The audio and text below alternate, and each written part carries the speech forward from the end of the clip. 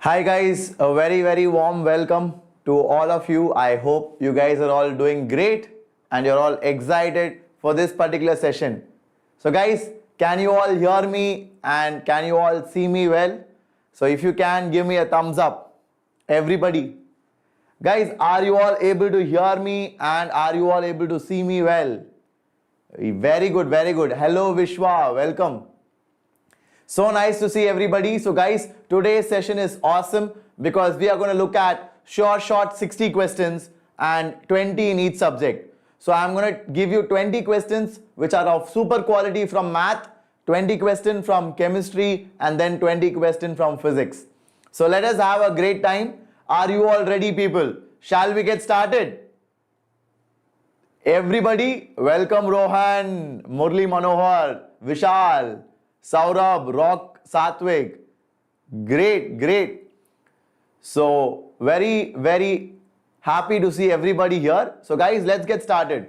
So today's session is JEE Mains short 60 questions for the February 2021 attempt, and this is gonna be the last short session of this particular channel for February attempt. So let's make the best use of it. Now, what is the first thing which I want to talk about? Guys, many of you might be new to this channel, so let me quickly introduce myself. So guys, my name is Shimon Joseph. I teach math at Vedantu for the JEE segment, which is your 11th and 12th standard. And to talk about my background, I did my BTech from IIT Madras and I'm basically from Chennai, Tamil Nadu. Okay. And when I was like you guys, I also prepared for exams like KVPY, I prepared for JEE Mains and I cleared all of them. Now, here I am to help you make your dreams come true. In case you guys want to know more about me, if you want to become a friend, you want to ask advices, then you can follow me on Instagram. I am quite active there and I do respond to everybody. So shall I get started? Yes, Vihan. It is just 20 good questions from every subject. So let us get started. Are you all ready? Yup. Video contrast is high. I think the brightness is high, I guess. Guys, don't worry, it will self-adjust. Okay, it will self-adjust with time. You can try to reduce the brightness from your side. So let us get started, people. Today we have fantastic sessions. Like I said, we have the JEE Mains short questions, which is going to be 20 from each subject. And then you have the confidence booster session. Guys, tonight 8:30 p.m. before you guys sleep, we will have a fantastic time together. So in case you guys are all interested, then be there at 8:30. I will make sure you are happy, you are free of stress and ready for your exam.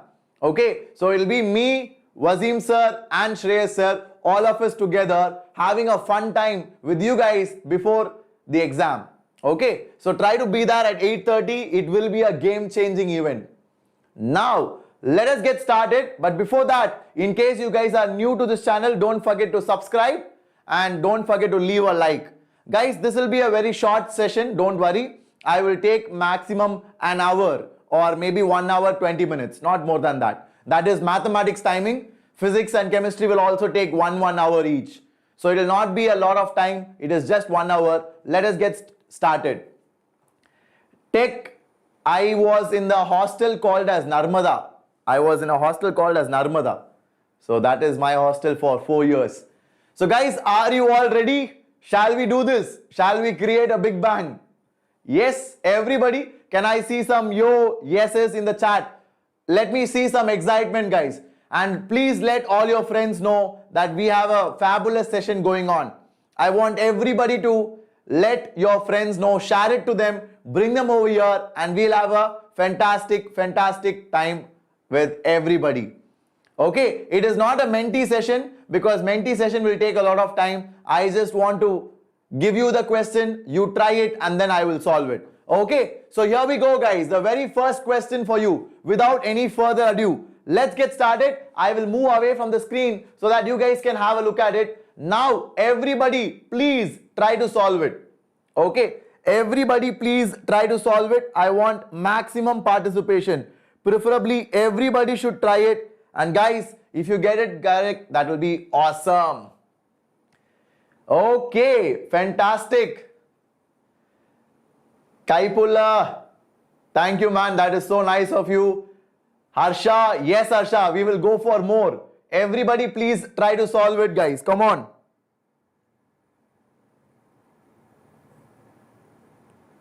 Okay, people, are you all ready?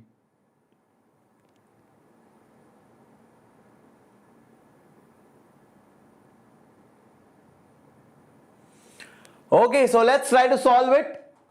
We have answers already from people, Guru Shravya, Rock, Aruna, and Nikhil, Tyagarajan. Fantastic, guys. Let us try to solve it. Yes, Abdul, I do speak Tamil. I am from Chennai.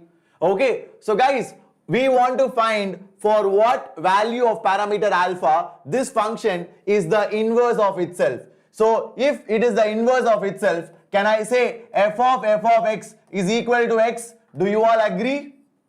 If f is the inverse of itself, can I say f of x is equal to x? Okay, guys, this is exactly for tomorrow's exam. Tirunelveli, Likita, absolutely yes. And will the question come exactly what I discussed here? Of course no, I won't cheat you like that. But we will get something similar to this. You need to be ready for it. Okay. Now, since f is the inverse of itself, this is the first thing you need to write. This is the conceptual part. I hope you guys are clear. Now, what is f of x? F of x is nothing but 1 plus alpha x. Now, that is equal to x, my dear students. And now, what is f of 1 plus alpha x? It is nothing but 1 plus alpha x into alpha. Now, that is equal to x. Now, bring everything to one side. Now, this should be true for all real values of x. Why? Because the domain of x, domain of f is R, the codomain is also R. So, I need this to be true for all x belonging to R. Now, if I simplify it, what will I get? I will get alpha square x minus x plus alpha plus 1 is equal to 0. Okay, plus alpha plus 1 is equal to 0. So, if I take x common, I will get alpha square minus 1 plus alpha plus 1 is always 0. So, this is an identity in x. It should be true for all values of x. That means what? Your coefficient here should be 0. Your constant term should also be 0. That means your alpha square minus 1 is 0 and your alpha plus 1 should also be 0. That means it is only possible for alpha to be minus 1 because that is only the value which satisfies both of them. So therefore, the option is B. I hope you guys liked it. Everybody clear? Yes, everybody fine with this? So shall I move forward? Anybody having a doubt? This is a fantastic question. I hope you liked it. Hello Nirupan, welcome man. Very good Nilohit. Nikhil, fantastic. So let us move forward guys. Let's go to the next question, which is the second question. But before that, let me show you that all the questions I have attached the solutions. So in case you're watching this later, you can even download the PDF and go through it. It will be of use to you because I have picked some of the most important concepts. But however, the questions I have kept it slightly moderate. I didn't make it very difficult because I don't want to scare you one day before the exam. That is not a good mentality. So that is why I have kept the questions slightly moderate. Okay. So let us move forward to the next one. This is the second question for you guys. All of you please try to solve it. Yes, I have handpicked these questions. I have handpicked these questions. Absolutely yes, guardian. Okay. So people, everybody try to solve it. Yes, Shreyas, it is full portion. I have picked only 20 best questions of the most important topics. So try to solve them. Nirupan, now it is corrected. Please check it out. The PDF for yesterday's session is now corrected. I think it is working. Please do check it out. Hello Madhupriya, welcome. Merciful Servant is saying, sir, it should be option C. Are you all sure? Let's try to have a look at it. First of all, guys, what statement is given to us and what are we supposed to do? You need to understand that. Everybody, see, you guys are saying that it is easy question, but I'm getting so many answers. Some of you are saying D, some of you are saying A, some of you are saying C. What is the right answer? Come on guys. One day before, that too on an easy chapter like mathematical reasoning, you need to be completely comfortable. You need to be completely comfortable. Okay? So don't make an error. When I teach you, listen carefully and make sure you don't repeat these things. Okay? So let us try to solve it, my dear students. Yes, what is given here? This is what? If Suman is rich,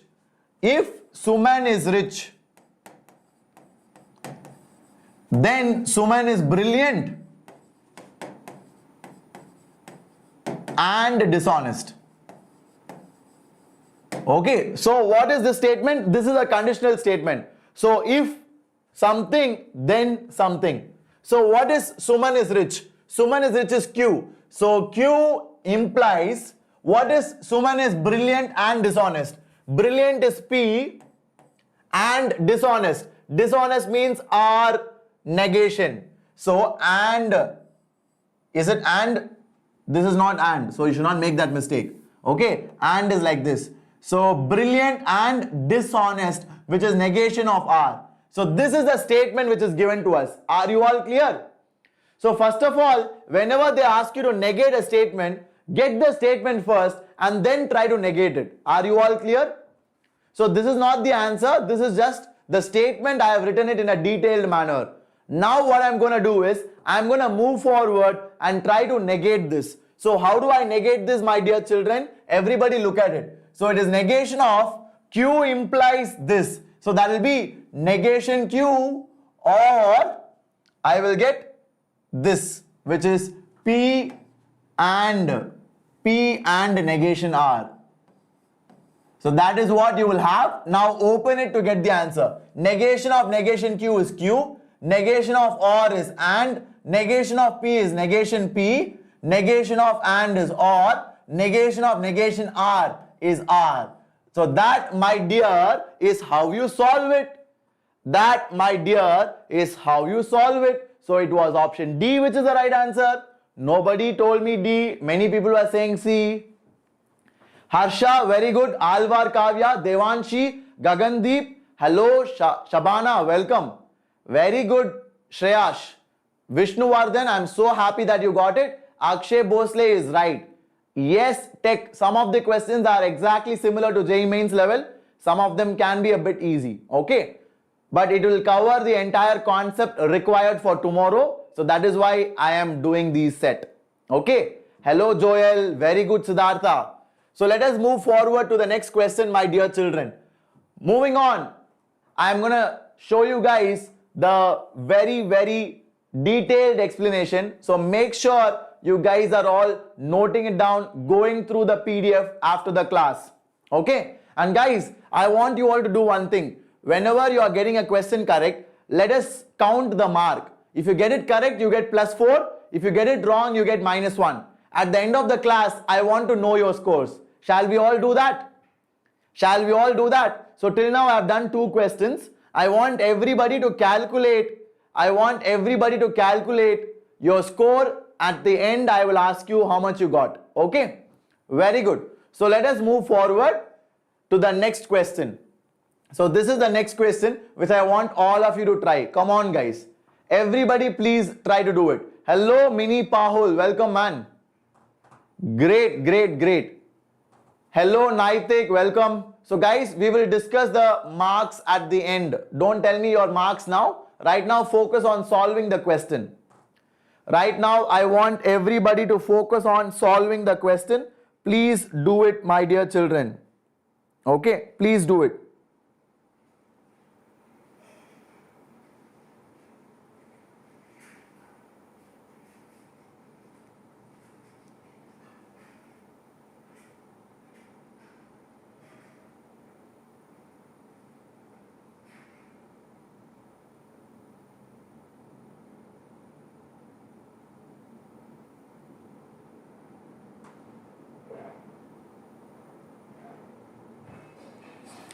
Okay, people, are you all done? Is the time enough for you? So, did we have some answers? Let me check who are all right. I'm not going to break the answer. Let me check. Come on. Everybody answer. Rakshita, come on, try it. Saravanan, are you sure? Om Mishra, Striker Gaming. Ani, I will take up to 5 or 5:15, not more than that. Kaipulla, try to be fast, man. We have to cover a lot, na? Try to catch up. Okay. So guys, I saw your answers and I am gonna break the news to you. Not everybody got it correct. Of course, there are people who have gone wrong, and of course, there are a few people who got it correct. So let me break the news. The right answer is option D. It is 64, which is the correct answer. So Guardian is right, Tech is correct, and we have right answers from a lot of others. Abdul Aziz, very good, Abdul. So how do we solve it? Let us try to understand. So guys, can I say 1 plus n square all the way up to n to the power 127 is nothing but a GP? Do you all agree it is a geometric progression? Do you all agree with me on that? Yes or no? My dear students, everybody, come on. I want all of you to be with me. Yes? So now, what is sum of a GP? Sum of a GP which has 128 terms. So it has 128 terms in total. How did I figure out 128 terms? Because it starts with n to the power 0 and goes all the way up to n to the power 127, which is totally 128 terms. So the summation of this GP will be a into r to the power n minus 1 by r minus 1. So that will be equal to what? N to the power 64 minus 1 divided by n minus 1 into n to the power 64 plus 1. So this is how it will split. Now, what is n to the power 64 minus 1 by n minus 1? That will be equal to 1 plus n square all the way up to n to the power 63. Don't you guys agree? Into n to the power 64 plus 1. So these are the two factors. So obviously, what is the greatest value of k for which n to the power k plus 1 will divide this? It will be 64. I hope you guys got it. That, my dear students, is how you crack it. Did you all like it? I hope everybody understood how I converted it from this to this. Okay, again GP formula. 1 n square up to n power 63. If I sum it up, I will get this. So I did the reverse. Got it? Did you guys like it? Everybody? So Guardian, that is very difficult, man, because I use Google Slides. So because I use Google Slides, it's a bit difficult to do it. Okay. No devil, it is not the paper, it is, I am trying to give you some short questions which can come in your exam. I am discussing questions like that. Okay. So shall we move forward, everybody? So let us go to the next question, which is right on your screen in a short while. Like I said, I am giving you all the solutions. So go through it when you have time. This is the next question, which is from quadratic equation. So guys, I have focused on all the important topics. So try to work on it and try to get it corrected. Okay. Everybody please do it. And once you are done, let me know. Okay guys, I will not be solving today's BArc paper. I will be solving tomorrow's paper. Tomorrow, there will be a JEE main paper, right? That I will solve.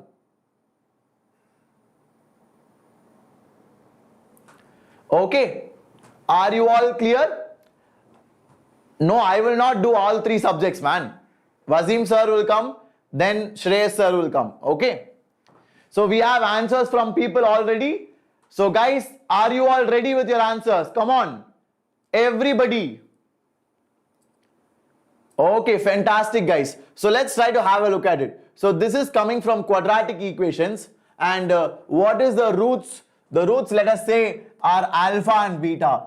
So what do we have? We have the sum of the roots to be what? Sum of the roots to be equal to minus a. So alpha plus beta is equal to minus a, and product of the roots is equal to 1. Is that correct, my dear students?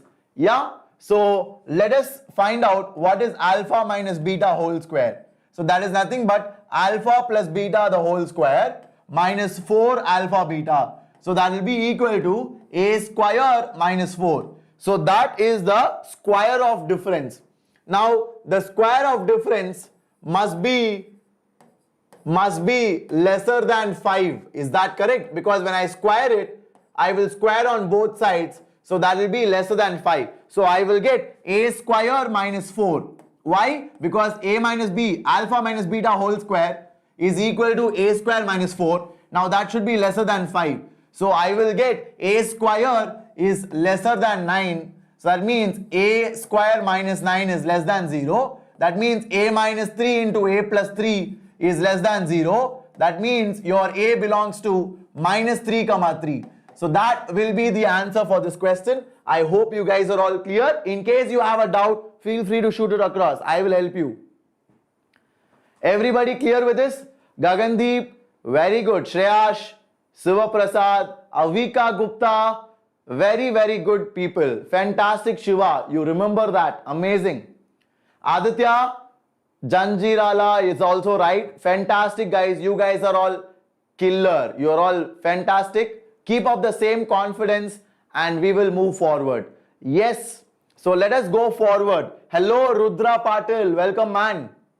So guys, this is how you solve it. And I have attached the solutions. In case you want to go through it later, you can read it again. Okay. So guys, please let us move forward to the next question. In case someone wants me to repeat, please go back in the video and have a look at it. Uniquely Me, welcome, man. Which is the best book for math? Saurabh, I usually recommend Cengage to everybody. So in case you want to learn more, try to use Cengage. Iren Eager, welcome Iren. Next Wassim Sir will come Abdul Aziz. Thank you, Devil Man, that is so nice of you. Hello guys, everybody please try to solve it. This is a fantastic question and I have very quick answers. Looks like everybody is thorough with AMGM inequality. Very good, very good. So I gave this question. I know it is an easy question. The reason I gave this is because I want you guys to be good at your AMGM inequality. So how do you apply your AMGM inequality? What is the hint? The hint is, first of all, whenever you are asked to find minimum value of a sum, that itself is a hint. And moreover, they gave you 3 positive numbers. So these two are the biggest hints to understand that they are asking about AMGM inequality. What does your AMGM inequality say? It says that your arithmetic mean is greater than or equal to your geometric mean. So what can I say? My AM, which is the sum of all the numbers divided by 3, because arithmetic mean is nothing but average, should be greater than or equal to geometric mean, which is the product of all of them raised to the power 1 by 3.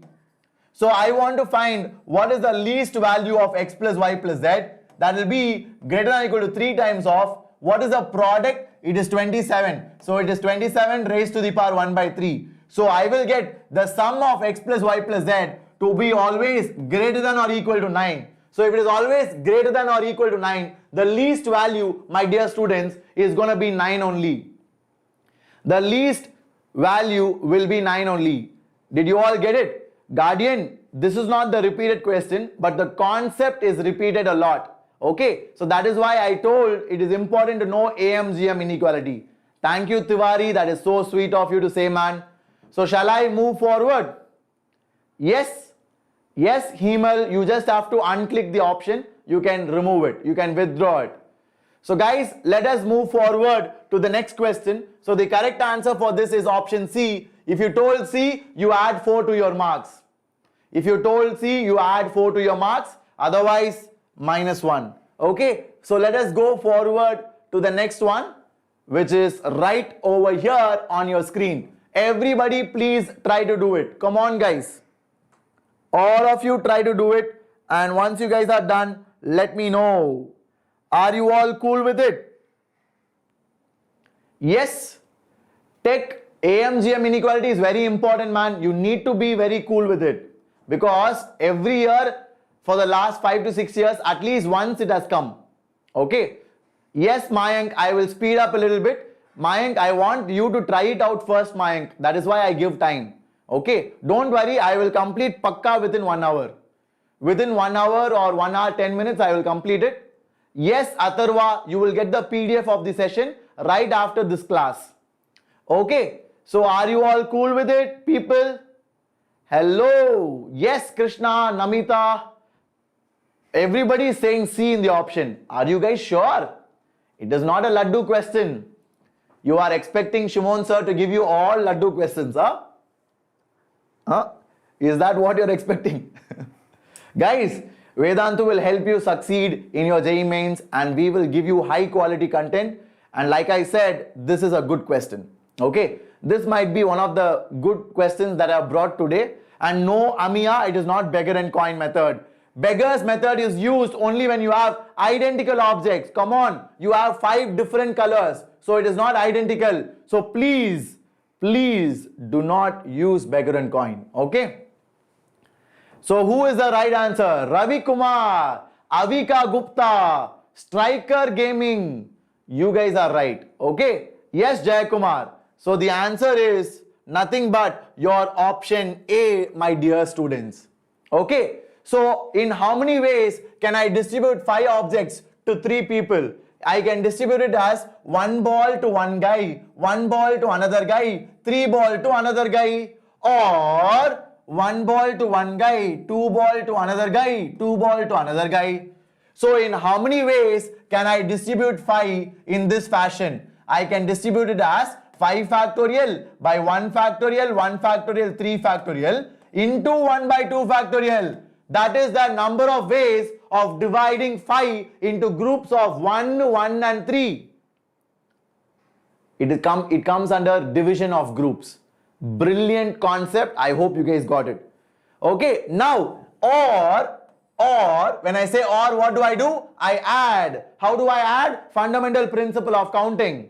Now, how do I divide into groups of 1, 2 and 2? It is nothing but 5 factorial by 1 factorial, 2 factorial, 2 factorial into 1 by 2 factorial. Why? Because there are 2 equal groups. Why did I divide by 2 factorial? Because there are 2 equal groups. Whenever you have equal number of groups, you need to divide by that many factorial. Did you all get it? Live long. That is how you do it. Exactly, Krishna Satvik. Fantastic. Guys, the reason I multiply by 1 by 2 factorial is because I have equal number of groups. So 1 and 1 is equal number of group. Same way, I have 2 and 2, which is equal number of groups. That is why I did that. Okay. Are you all clear with it? Very good, live long. Now, after I divide it, I need to distribute it. In how many ways can I distribute it to 3 people? I can distribute it in 3 factorial ways. So the answer is 3 factorial into, this will be 10, this will be 120 divided by 12. So it will be 10, right? Yeah, that is 10 only. So 10 plus, that will be how much? 15. So the answer is 6 into 25, which will be 150. Now, my dear students, 150 is the right answer for this question. I hope you guys liked it. Okay. Shivansh, yes, I will repeat it. Please listen carefully. Okay. All of you, please listen carefully. I will help you out. Okay. So guys, listen carefully. I will help you. Arman, you cannot directly write 5C2. Nope. Okay. So what do we do? Yes, Valli, Ogirala, you can use the onto formula, but onto formula many students will find it hard. So that is why I didn't go there. This is the easier method, Valli. Okay. So what I did was, I first divided the 5 balls into groups. So I need to distribute it to 3 people in such a way that each person at least gets 1. So how many ways can I divide it? Pradeep Gupta, yes, I will repeat. Kiran, I will repeat. Please listen carefully. So guys, I will divide 5 objects as 1, 1, 3. This is one way of doing it. Or I can divide it as 1, 2, 2. These are the only 2 ways of dividing it. Can you think of any other way? Can you think of any other way? Everybody, please listen to me carefully. I am already repeating it. I want everybody to focus and let me know whether you are able to understand. Got it? So this is exactly what I have done. So Erin, don't worry about 2 to 1. That is the same thing, Erin. I am taking care of it when I multiply by 3 factorial. So don't worry about that, Erin. I am just saying, is there any other split apart from 1, 1, 3 and apart from 1, 2, 2? Is there any other way you can split it? No.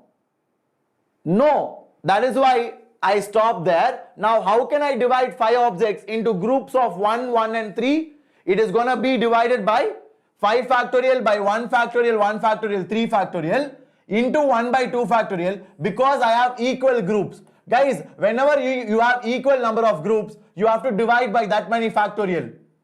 When I say or, I will add it. It will be 5 factorial divided by 1 factorial, 2 factorial, 2 factorial, and into 1 by 2 factorial, because there are two equal groups. And finally, I multiply by 3 factorial. Many people are asking, sir, why are you doing this, sir? Because after I divide, I need to distribute. So this part, this red color part is only division, my dear. Is only division. This is division of group. This is distribution. Karthi, Sunny, 032 is not allowed. Everybody should have at least one. So that is wrong. Okay. Are you all clear? So shall I move forward? Yes. Did you all like it? All of you are clear with it? Fantastic. So guys, I hope you're all clear, and many of you are saying, sir, there is an onto method of solving it, right? Yes, guys, there is another way of solving it, but I will not go into the details of it. Veera Satvik, that is nothing but the number of ways of dividing 5 into groups of 1, 1 and 3. 3, 1, 2 is not 5, Saravanan. Where is the 6th ball coming from? Did you create it? Think about it. Okay. 3, 1, 2 is 6, man. Come on, guys. You are in 12th standard writing exam tomorrow. Okay. So guys, the answer is 150, and the next way of solving it is the onto method. I will not teach you this because it is a bit complicated. You might get confused. So if you know it, you use it. If you do not know it, then just follow the method which I told you. You can find this in the downloaded PDF. You can find this in the downloaded PDF. Okay. Guys, I'm not going to explain this method because it is not needed right now. Let's move forward. Everybody try to solve this. Come on, guys. Very good, Pradeep. Very good, guys. All of you, please try to solve it. Fantastic, Avika. I'm so happy that you got it. Yes, Chennarailu. I know a little bit of Telugu because I studied in IIT Madras, and in IIT Madras, usually students talk in Telugu. There are lots of students from Andhra. So that way I know a little bit. Okay, so people, are you all ready? Yes. Okay, fantastic, guys. Thank you, Valala. Yes, Pratyaksh. Pratyaksh, you can do it. Try to at least look at the basic formulae. So let us try to solve it. So this is binomial theorem. Let me explain it to you, the basics of it. What do we have? We have the 21st term and the 22nd term. They are both equal. So T21 and T22 are equal. Then I need to find the value of x. So what is T21? It is nothing but 44 C20. It will be 1 to the power 24 into minus x to the power 20. And that is equal to T22 is what? 44 C21, and it will be 1 to the power 23, and then you'll have minus x to the power 21. So what will I have, my dear students? You will have 1 by minus x is equal to 44 C21 divided by 44 C20. Okay, so we have a formula, right? NCR by NCR minus 1 is equal to n minus r plus 1 by r. So that is what I'm going to do. NCR by NCR minus 1 is equal to n minus r plus 1 divided by r.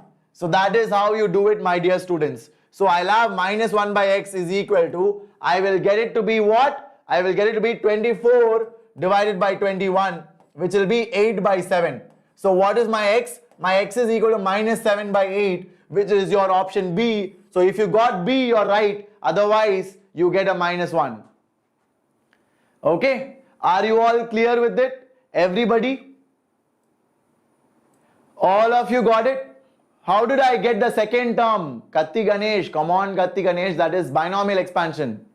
Okay.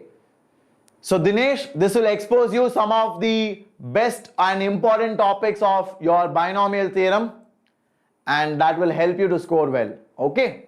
So Surya, please pull the video back and have a look at it, Surya. You will be able to replay it how many ever times you want. So please don't worry about it. try to go through it, listen to it multiple times. I'm sure you guys will able to crack it, because I know you guys are smart, and all you need to do is develop that confidence that you too can do it. Okay, so let us go forward, people, to the very next question right over here. But before that, this is your solution. You guys can go through it when you have time. Now moving on to the very next question that I have for you. People, everybody please try to solve it.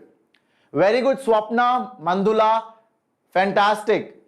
Krishna, these are all very basic mains level or slightly below mains level question, so that you get exposed to these concepts. Okay, very good. Striker is saying option C, Abhay Bosle is saying B, Vahi is saying D, Dhruv Khanna, of course, not this video alone, but it will be useful for you to attend your test tomorrow. New Ulagam, okay man, I will go a bit slower, don't worry. Very, very good, very good. But very few people have got it right. Shoham Shinde is right. Devansh Jaiswal is right. And let me see who all are right. Chintu Vaspari, come on Chintu, try to be good man. You should be honest, na? Abhay Bosle is right. Chintu, you give your best effort. I'm sure whatever you do, you will get the desired result.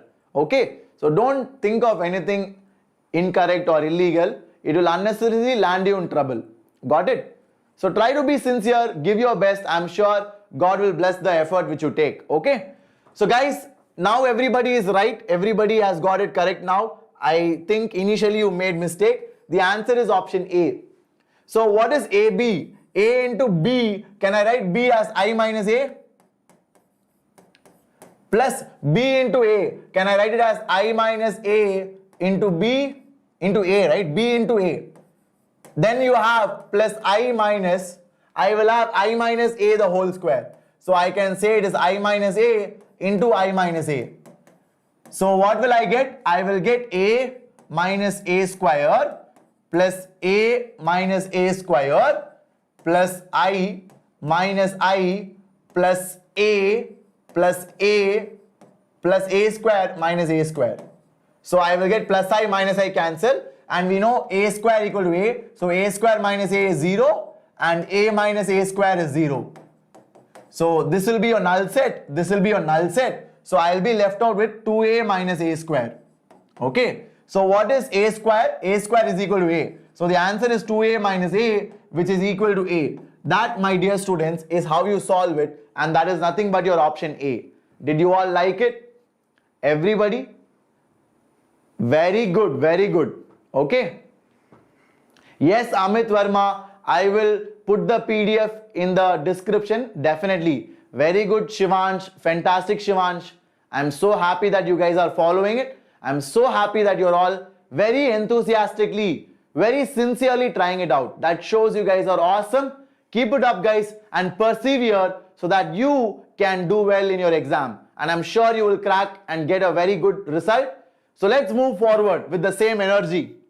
Let us go ahead to the next question, which is right on your screen.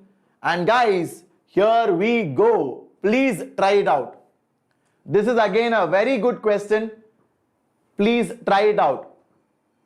Maltumkar Raju, I just expanded the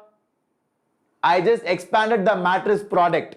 I just opened the product and I got it. So what you need to do, Raju, you just need to reverse the video back, look at it again, do it slowly on your own. You will be able to understand. Okay. Rider King, the solutions will be available in the description of this video, or you need to join our Telegram group. Try to join our Telegram group or check it out in the description of this video. Okay. Everybody please try to solve it. Let me check how many of you are right. So Zahir Hussain, you will get similar questions, not the same questions. And after the exam, you guys yourself will tell that some of the questions which I discussed today have helped you in scoring a good mark. That is exactly what I am waiting for. Okay. So people, are you all clear? Hello Gamer YouTube, welcome. So let's try to solve it. Please listen carefully, guys. I will teach you how to solve it.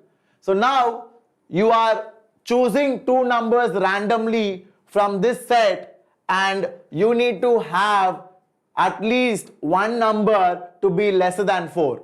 That means what? The minimum of the two numbers is less than 4. That means you have to find the probability of A, where A is an even, such that at least one number is less than 4. At least one number is less than 4. Are you all clear with that? One number is less than 4. So now, can I say this is equal to 1 minus probability that both the numbers are greater than 4, probability that both are greater than 4 or greater than equal to 4. Are you guys clear? So can I say it is equal to 1 minus the first number being greater than 4 will be what? Greater than equal to 4. You have 3 choices, 1, 2, 3. So you have 3 choices out of 6. And the second number should also be greater than 4, and it should be without replacement. So I will be left out with 2 more numbers. So 4, 5 and 6 were there. Out of this I selected 1. So now 2 will be left out. Out of that 5. So this is my answer. So it will be 1 minus 1 by 5. So the answer is 4 by 5. So the probability that the minimum of the two numbers is less than 4 is nothing but 4 by 5. So it is option D, which is the right answer. I hope you guys got it. Are you all clear with it? Everybody? So shall I move forward? Very good, Shivansh. Very good, Gagandeep, Vahi, Shiva Prasad. Guys, Rider King, it will be available after the class. Okay, how both are greater than or equal to? Sharma. Sharma ji ka latka, please listen. So what I did here is, you want the minimum of the numbers to be lesser than 4. Guys, listen carefully.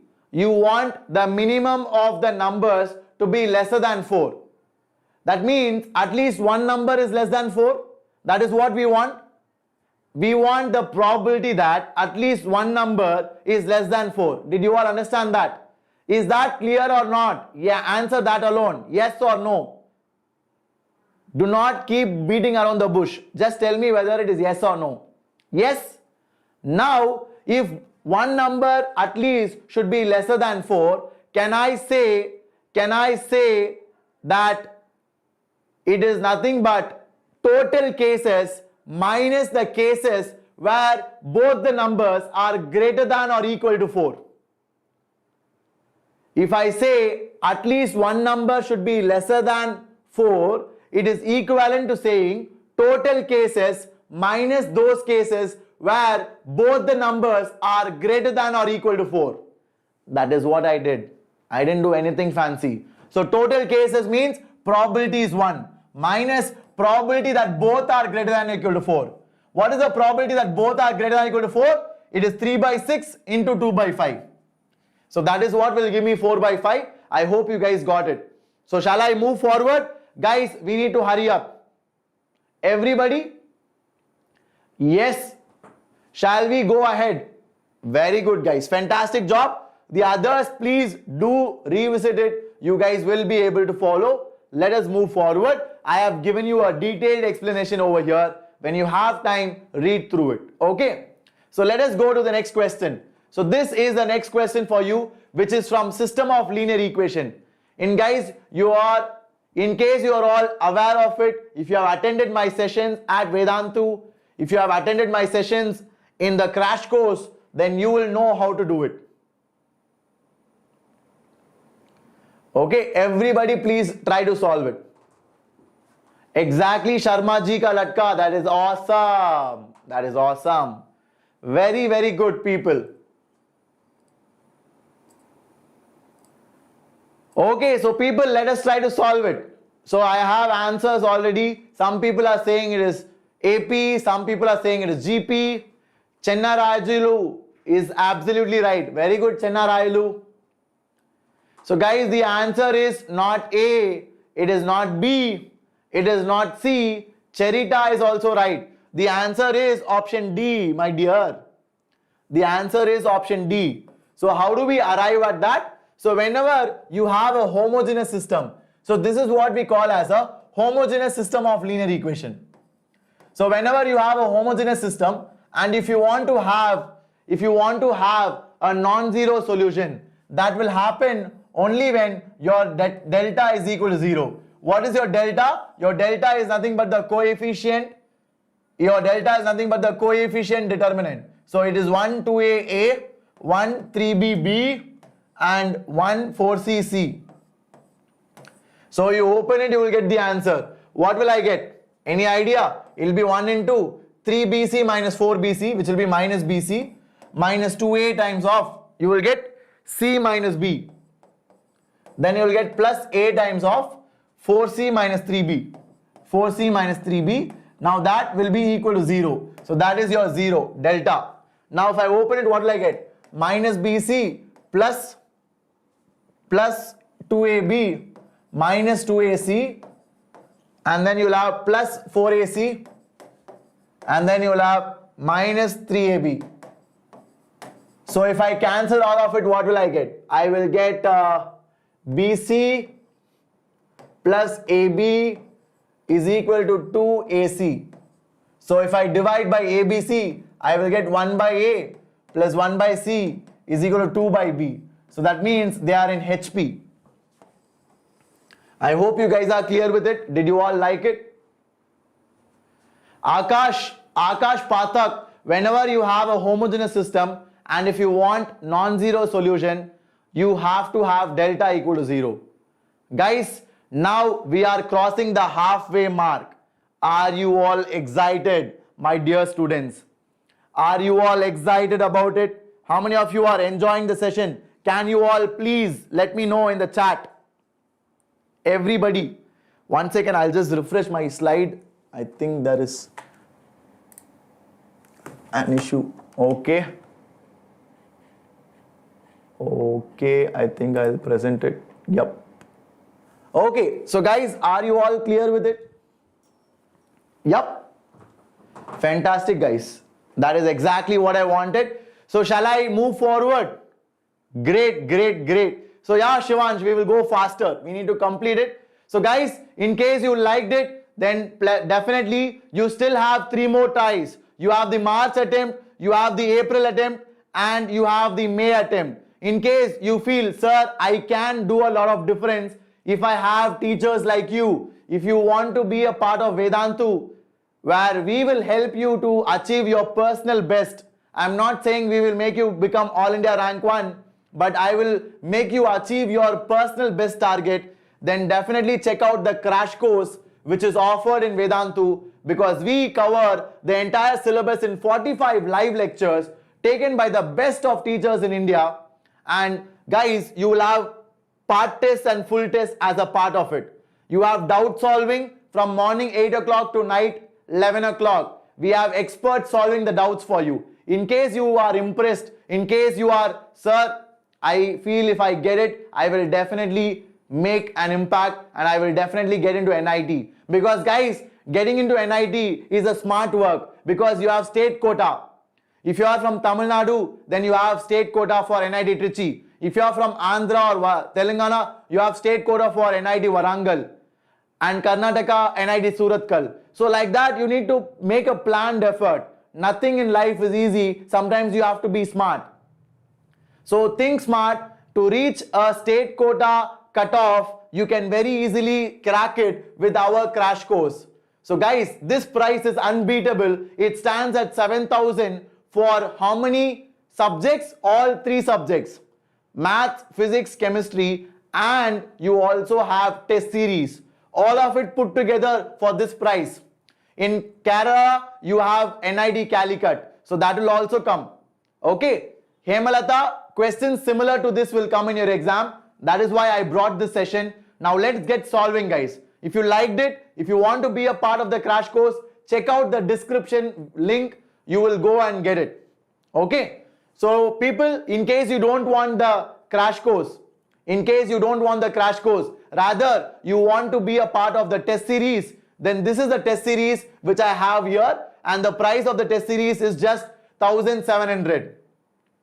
Okay, it is just 1,700. In case you can afford the test series, you can check it out. Now, let us move forward and try to solve the questions which I have here. Everybody go through it. Come on, guys. This is the next question which came in JEE Mains a few years back. Okay.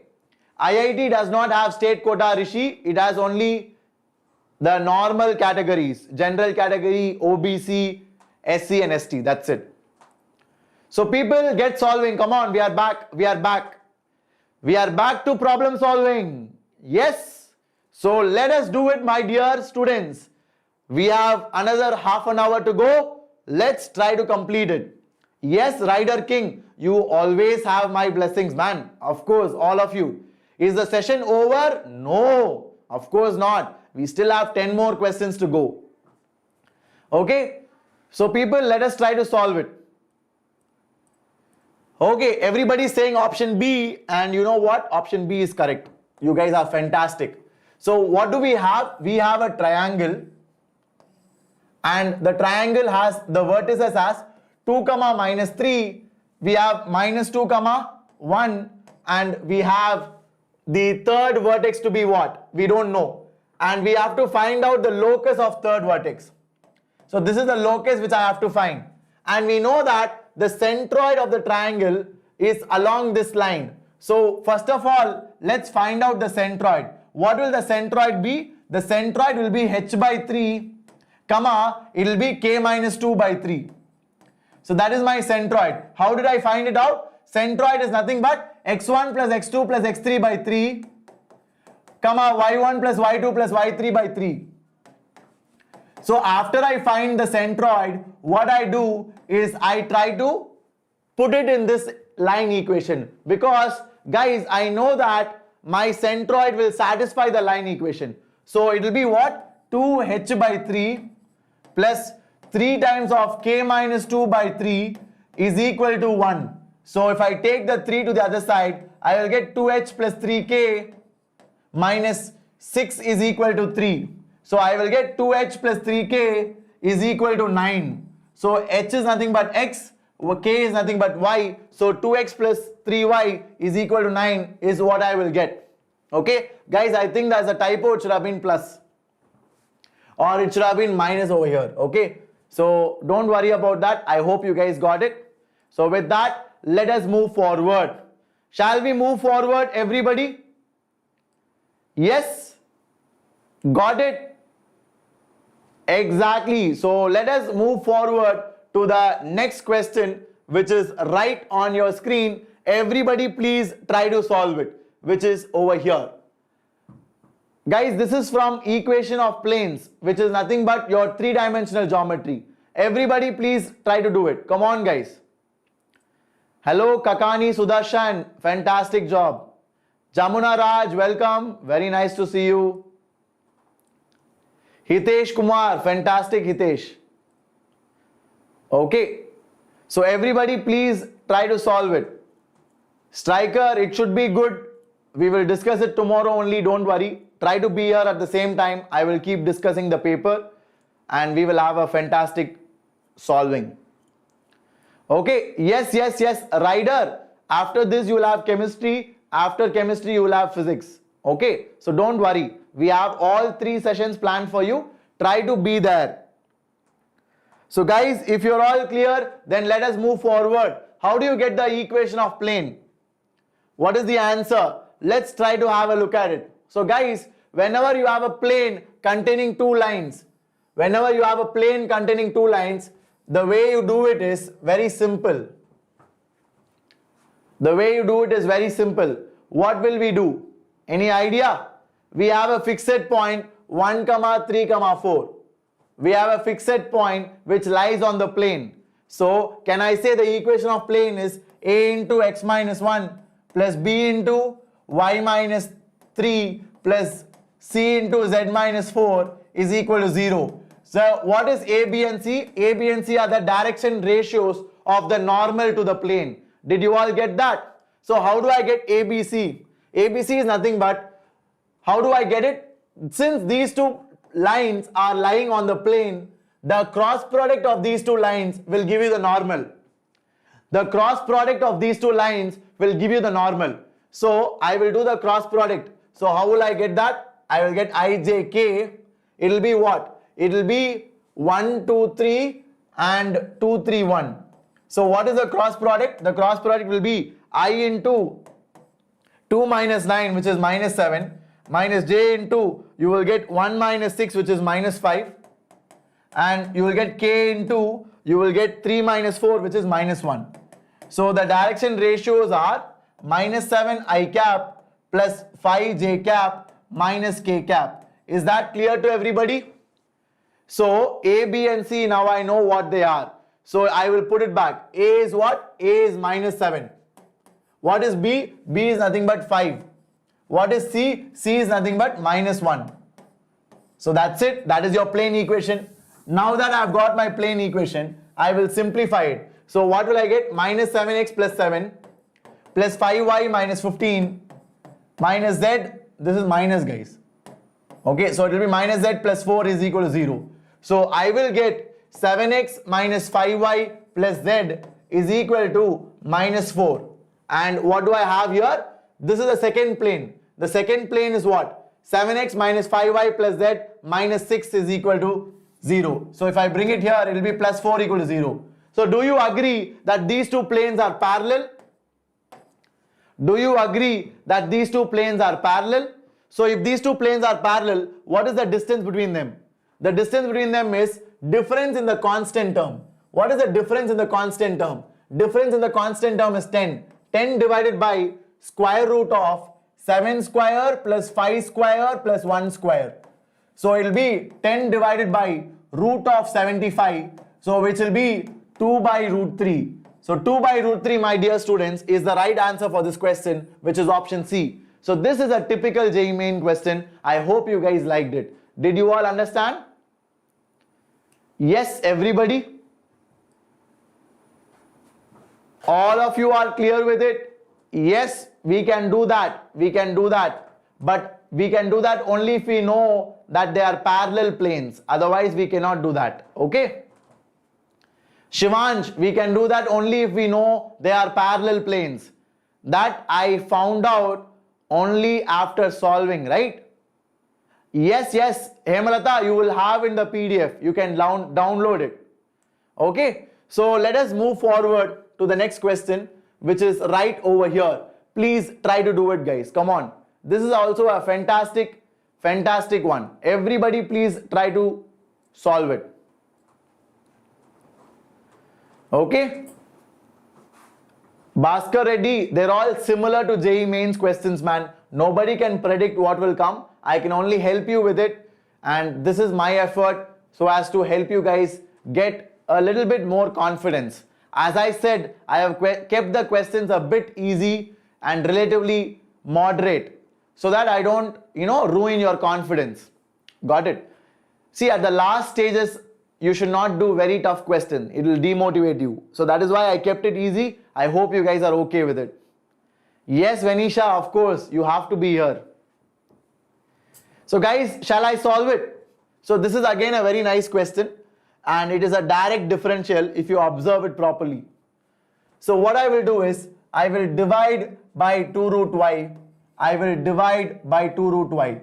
So what will I get? I will get root y dx plus x dy by 2 root y. That is equal to x dx. Now guys, what is this? Can you look at it? Don't you guys agree? It is the derivative of root y into x. Is that correct or wrong? Don't you guys agree? This is the product rule of root y into x. Are you guys able to see that? Are you guys able to see that? Is it fantastic? Are you all clear with it? Fantastic, guys. Amazing, amazing. So now that will be equal to x dx. Now integrate both sides. So if I integrate both sides, I will get x root y is equal to x square by 2 plus c. Now this is how you solve it. I hope you guys liked it. Okay, it is a nice question. Yeah, so people, did you all enjoy it? I hope you all liked it. Very good. Rider King, all the very best. Do well and I hope you will come out successful. Okay, so people, if you're all clear, then let us move forward. Hello Shweta, backbencher gamers, please rewind the video and have a look at it. Rewind the video and have a look at it, you will get it. So people, let us move forward. Guardian, what happened, man?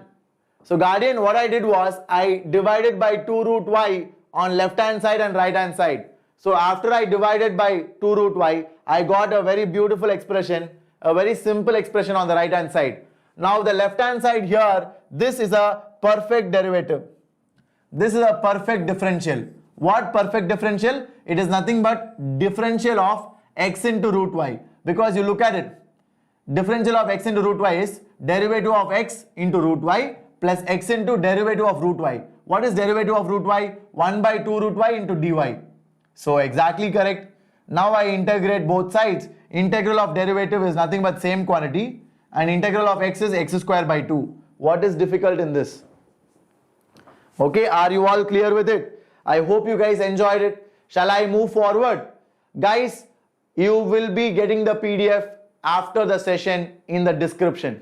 Okay, in the description you will get it. Try to download it.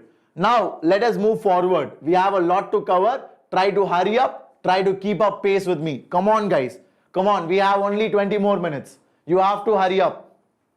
This is a very good question because statistics you will get 4 marks. You will get 4 marks from statistics. So make sure you guys are achieving those 4. Don't give up, and definitely you need those 4 marks. These are easy to score. So try to listen carefully. I will do these questions very slowly so that everybody understands. Okay? First you guys try it out. Come on. Everybody try it out and then we will go ahead. Everybody try it out and then we will go ahead. Yes, Sudesha, I will definitely motivate you guys, and we have a separate session for it. Tonight at 8:30, we have a fantastic session. It is fun time with me, Shreyas Sir and Wassim Sir. So tonight at 8:30, today at 8:30, you will have a fantastic time with me, Shimon Sir, and you have Shreyas Sir, and you have Wassim Sir. All 3 of us are coming together to help you guys stay excited and ready for your exam. Okay, all 3 of us will be there. Be there at 8:30. We have something in surprise for you. Okay, a very good surprise for you. Vamsi, I have given you the link on top, Vamsi. You can click on that link and use this coupon code SJCC to get a discount. That is how you join the crash course. The crash course link is given at the top. It is given at the top of the chat, Vamsi. That is how you join. Now, let's come back to this question. What is the answer? Arnav is saying B. Yes, Arnav, you are right. Because the answer is option B. The answer is option B. Okay. So, people, let us try to solve it. The mean and variance of 10 observation. So, let us say the mean is equal to 10. That means the sum of all these observations divided by 10 is equal to 10. So can I say the sum of all these observations is equal to 100? Now one of the observation is wrong. Which observation is wrong? 8 is wrong. So 8 was incorrect. I should replace it by 18. So the new sum will be equal to xi dash, which is 100 minus 8 plus 18. So that will be equal to 110. So the new mean will be equal to what? X dash bar is equal to sum of all the new terms divided by 10, which is equal to 11. Did you all understand that? Did you understand it till here? I just did half of the question. I hope you guys are clear with it. Guys, I want you to pay attention and say yes or no. Okay, today is the last day before your exam. So please be serious. I want everybody to listen to me carefully. This can give you 4 marks. So better pay attention and ask your doubts. And I'm trying to respond to each and everybody, even though it's taking time. So try to be careful, okay? So new mean is obtained. Now what you need to do? You need to find out the variance, right? you need to find out how the variance changes. What is the formula for variance? The formula for variance is nothing but sigma xi square divided by 10 minus mean square. Okay, so old variance is equal to what? Old variance is equal to how much? It is equal to 4. So old variance is equal to 4, which is sigma xi square divided by 10 minus old mean square. Old mean square is what? It is 10 square. Is that correct? So I will get 104 into 10 is your summation of xi square. But in this, I need to remove 8 square and I need to add 18 square. So I will remove 64, I will add 324. So when I do that, I will get how much? I will get 1300, my dear. So 1300 is sigma xi dash square. So this is the new sum of all the squares. So what is the new variance?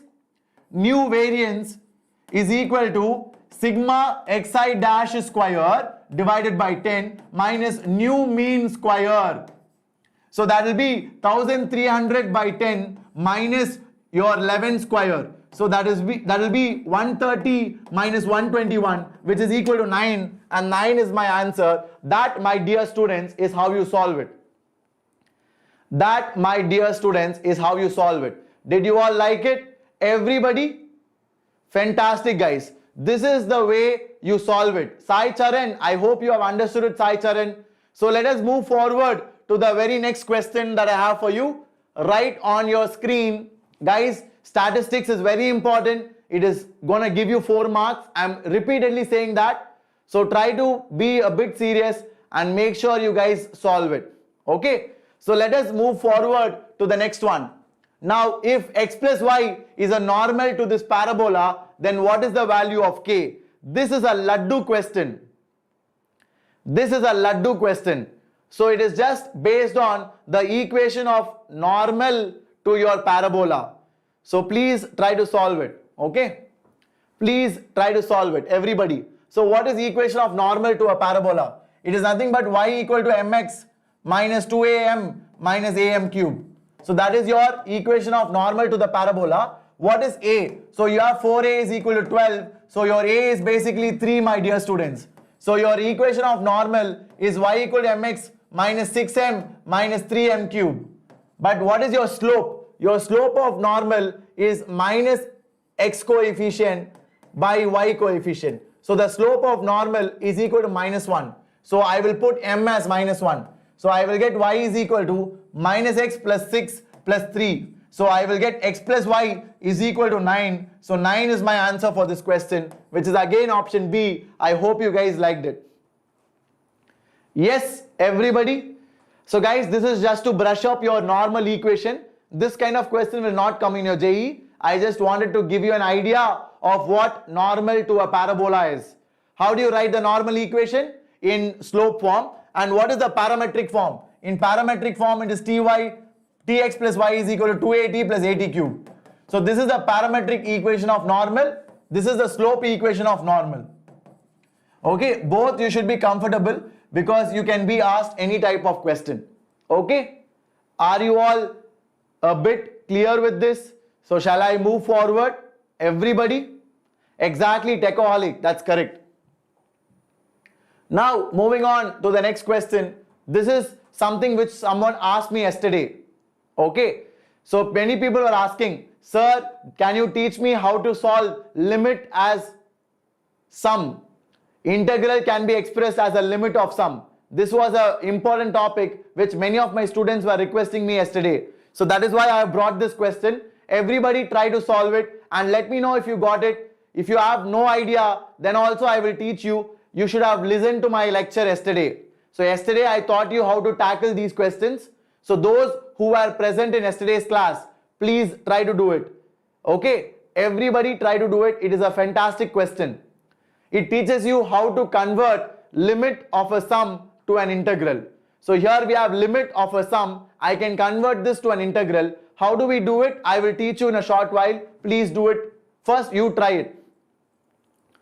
Yes guys, the answer is option E, minus 1. Okay, so it is option D. I will teach you how to do it. Listen carefully. So I will go step by step. Whenever you have limit as an sum, how do you convert it to an integral? Listen very carefully. R by n will become x.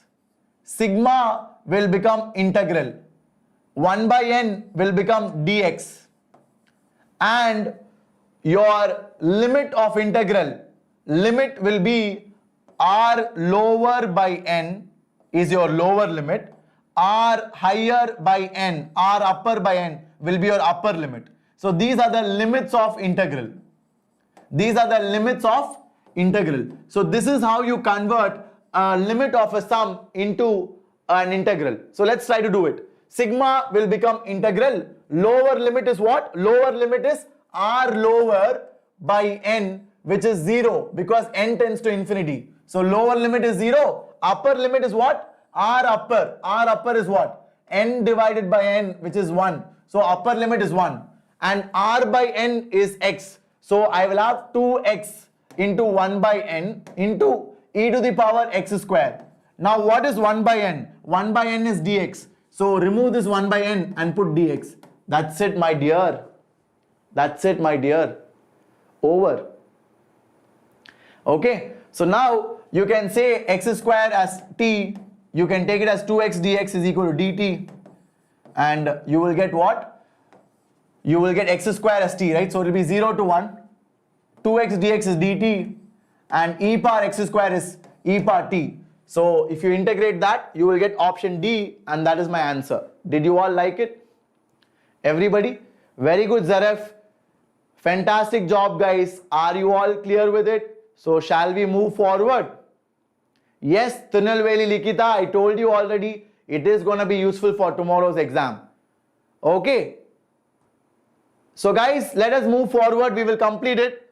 The next few questions. We just have 4 more questions left out. Try to hurry up. Everybody try to solve it. Come on, guys. Come on, try to complete it. Everybody. I want you to first try it out. Once you guys are done, I will move forward. Okay? So people, I want you to find out what is the value of this limit. And I have a very fantastic way of solving it. You guys have to pay attention. That is the beauty of attending these sessions. So whenever you come to a class like this, you have to take away some good pointers, some good tips, which can help you in your exam tomorrow. So please try to listen carefully. What I will do here is, I will take your 5th root of x as y. So if x tends to 1, this thing will also tend to 1. So I can interchange this as limit y tending to 1. I'll have x to the power 2 by 5, which is y square, minus 2 times y plus 1 divided by, I will have 4 times of y to the power 5 minus 1 whole square. So it is nothing but y minus 1 the whole square divided by 4 times of y to the power 5 minus 1 the whole square. Is that correct? Did I simplify the question? Did I simplify the question? Are you all clear with it? Yes? So people, now I will try to solve it in a very, very simple manner. Please listen carefully, all of you. Okay? So now what I'm going to do is, I will try to write it as limit y tending to 1. I will have 1 by 4 times of y minus 1 by y power 5 minus 1 whole square. Now guys, what is y power 5 minus 1 by y minus 1? We know from summation of a GP, it is nothing but 1 plus y square plus y cube plus y power 4. That is the summation which will lead to y power 5 minus 1 by y minus 1. Are you all clear? Everybody clear with this? So that is what I'm going to do over here. So that is a brilliant step, right? So I can replace this with what? I can replace it with 1 plus y square plus y cube plus y power 4. Now I can solve this question and finish it off. So now it will be what? I'll put y equal to 1. It will be 1 by 4 into 1 by 1 plus 1 plus 1 plus 1 plus 1 whole square which will be 1 by 4 into 1 by 5 square, which will be 1 by 4 into 25, which will be 1 by 100, and 1 by 100, my dear students, is option A, and that is how you solve it. Fantastic. Did you guys like it? Very good. Boom boom is right. Chitosh, Meshram, Vahi, you guys are absolutely correct. How did I get that? Pranav, I used summation of a GP. I use summation of a GP. Okay, you can use L'Hospital rule also. I know students love L'Hospital rule. Yes, you can use L'Hospital. But I prefer to solve by standard limits. Whichever works better, you use that. It is up to you. So what I did was, guys, I wrote y power 5 minus 1 by y minus 1 as sum of this GP. I wrote it as sum of this GP. I hope you guys are clear with it. So with that, let us move forward. We just have 3 more questions. Let's hurry up, my dear students. So this is the third last question. Please do it. Everybody, please try to solve it. I want you to find the area bounded by this curve. So you have greatest integer function, and on outside of it, you have modulus. So you need to hurry up and try to solve this question. Yes, Tejaswini, you do get questions of this type in your exam. Nishank, tomorrow at the same time we will discuss the JEE paper. So in case you want to join, you can be a part of these sessions. Life of Cars, the description of this video will have the link to join the courses, the crash course at Vedantu. If you want to be a part of it, you can join it. Okay, so let us try to solve it, guys. So whenever you have a curve like this and you're asked to integrate between minus 2 to 3, so we want to integrate minus 2 to 3 of what? Modulus of GIF of x minus 3. So guys, what you need to do is you need to split it. I will split it as minus 2 to minus 1. At that point, your greatest integer of x will be what? It will be minus 2. So it will be minus 5 modulus dx plus integral minus 1 to 0. It will be minus 4 modulus dx plus integral 0 to 1. I will get minus 3 modulus dx plus integral 1 to 2. I will get what?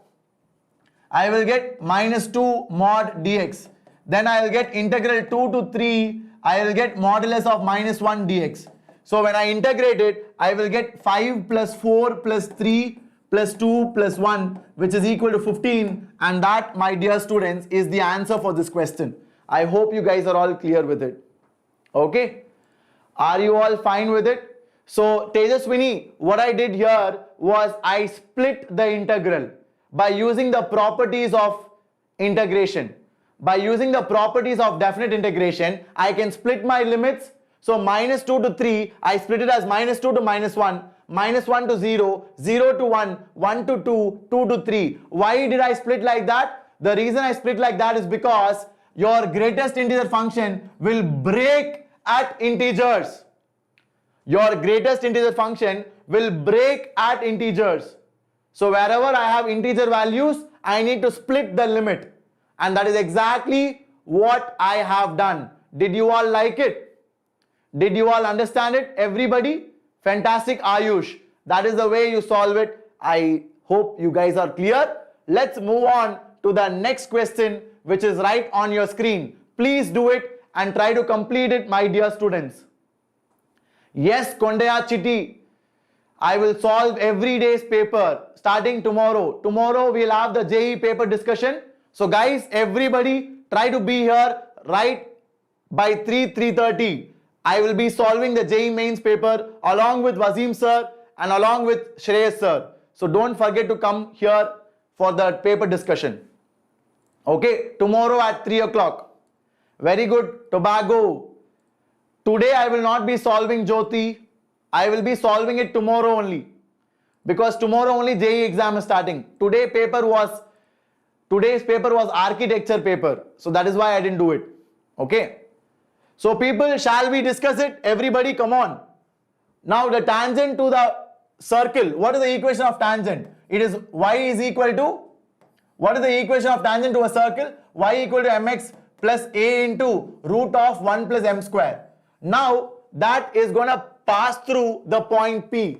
So we want to find the locus of P. So I will take P as h comma k. Now h comma k will satisfy this because it is the point of intersection of tangent. So I will put k over here is equal to mh plus a into root of 1 plus m square. So I will get k minus mh the whole square is equal to a square into 1 plus m square. So I will get k square plus m square h square minus 2k mh is equal to a square plus a square m square. So let's combine everything. I will write it as a quadratic in m. So I will get m square into h square minus a square minus 2k mh. Then you'll have plus k square minus a square is equal to 0. So now there are two slopes m1 and m2 for this. There are two slopes m1 and m2 for this. So can I say m1 plus m2 is equal to what? Is equal to 2kh by, you will have h square minus a square. And what is the product of slopes? The product of slopes is c by a. So c, which is k square minus a square, divided by a, which is h square minus a square. So I got sum of the slopes, I got product of the slopes. Now what do I have to find out? We are given cot alpha plus cot beta is 0. So cot alpha is 1 by tan alpha and cot beta is 1 by tan beta, and that is equal to 0. So I can write tan alpha as what? 1 by slope 1 and tan beta as 1 by slope 2, and that is 0. That means m1 plus m2 is equal to 0. That means this is 0. So 2kh by h square minus a square is equal to 0. That means kh is equal to 0. So if kh is equal to 0, that means your xy equal to 0, which is option C. Did you guys like it? Everybody clear?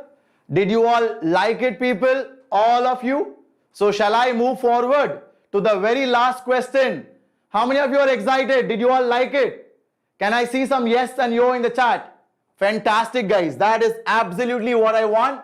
Now moving forward to the very last question, right on your screen from the concept of maxima and minima. Okay, fantastic, guys. That is the spirit, and keep up the same energy, keep up the same confidence, and I'm sure you guys will kill it tomorrow. You might be writing tomorrow, day after, or 26. Guys, you need to definitely keep your confidence high, and that will reflect in your performance. I have seen it time and again, so make sure you keep that in mind. Let's complete it today. Zalek, of course, this question is not enough for tomorrow. I just gave it to you because I want to improve your confidence. My favorite features of the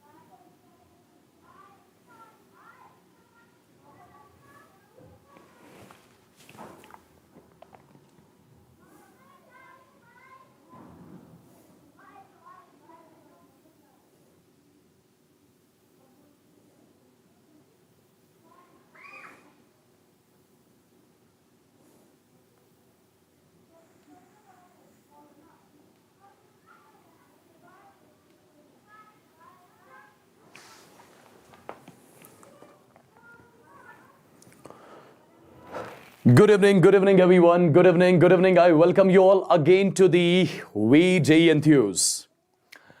Well people, let me know in the chat box. If I'm audible and visible to everyone. Let me know in the chat box if I'm audible and visible to everyone. Good evening guys. Good evening. Welcome to the session guys. Welcome to the session. I know you guys are super duper excited for the session. I know that. I've already seen that in the Shimon Sir session. You guys actually nailed it. You guys actually killed it. That's the spirit, guys, we want from all of you. Yes? Right? Okay.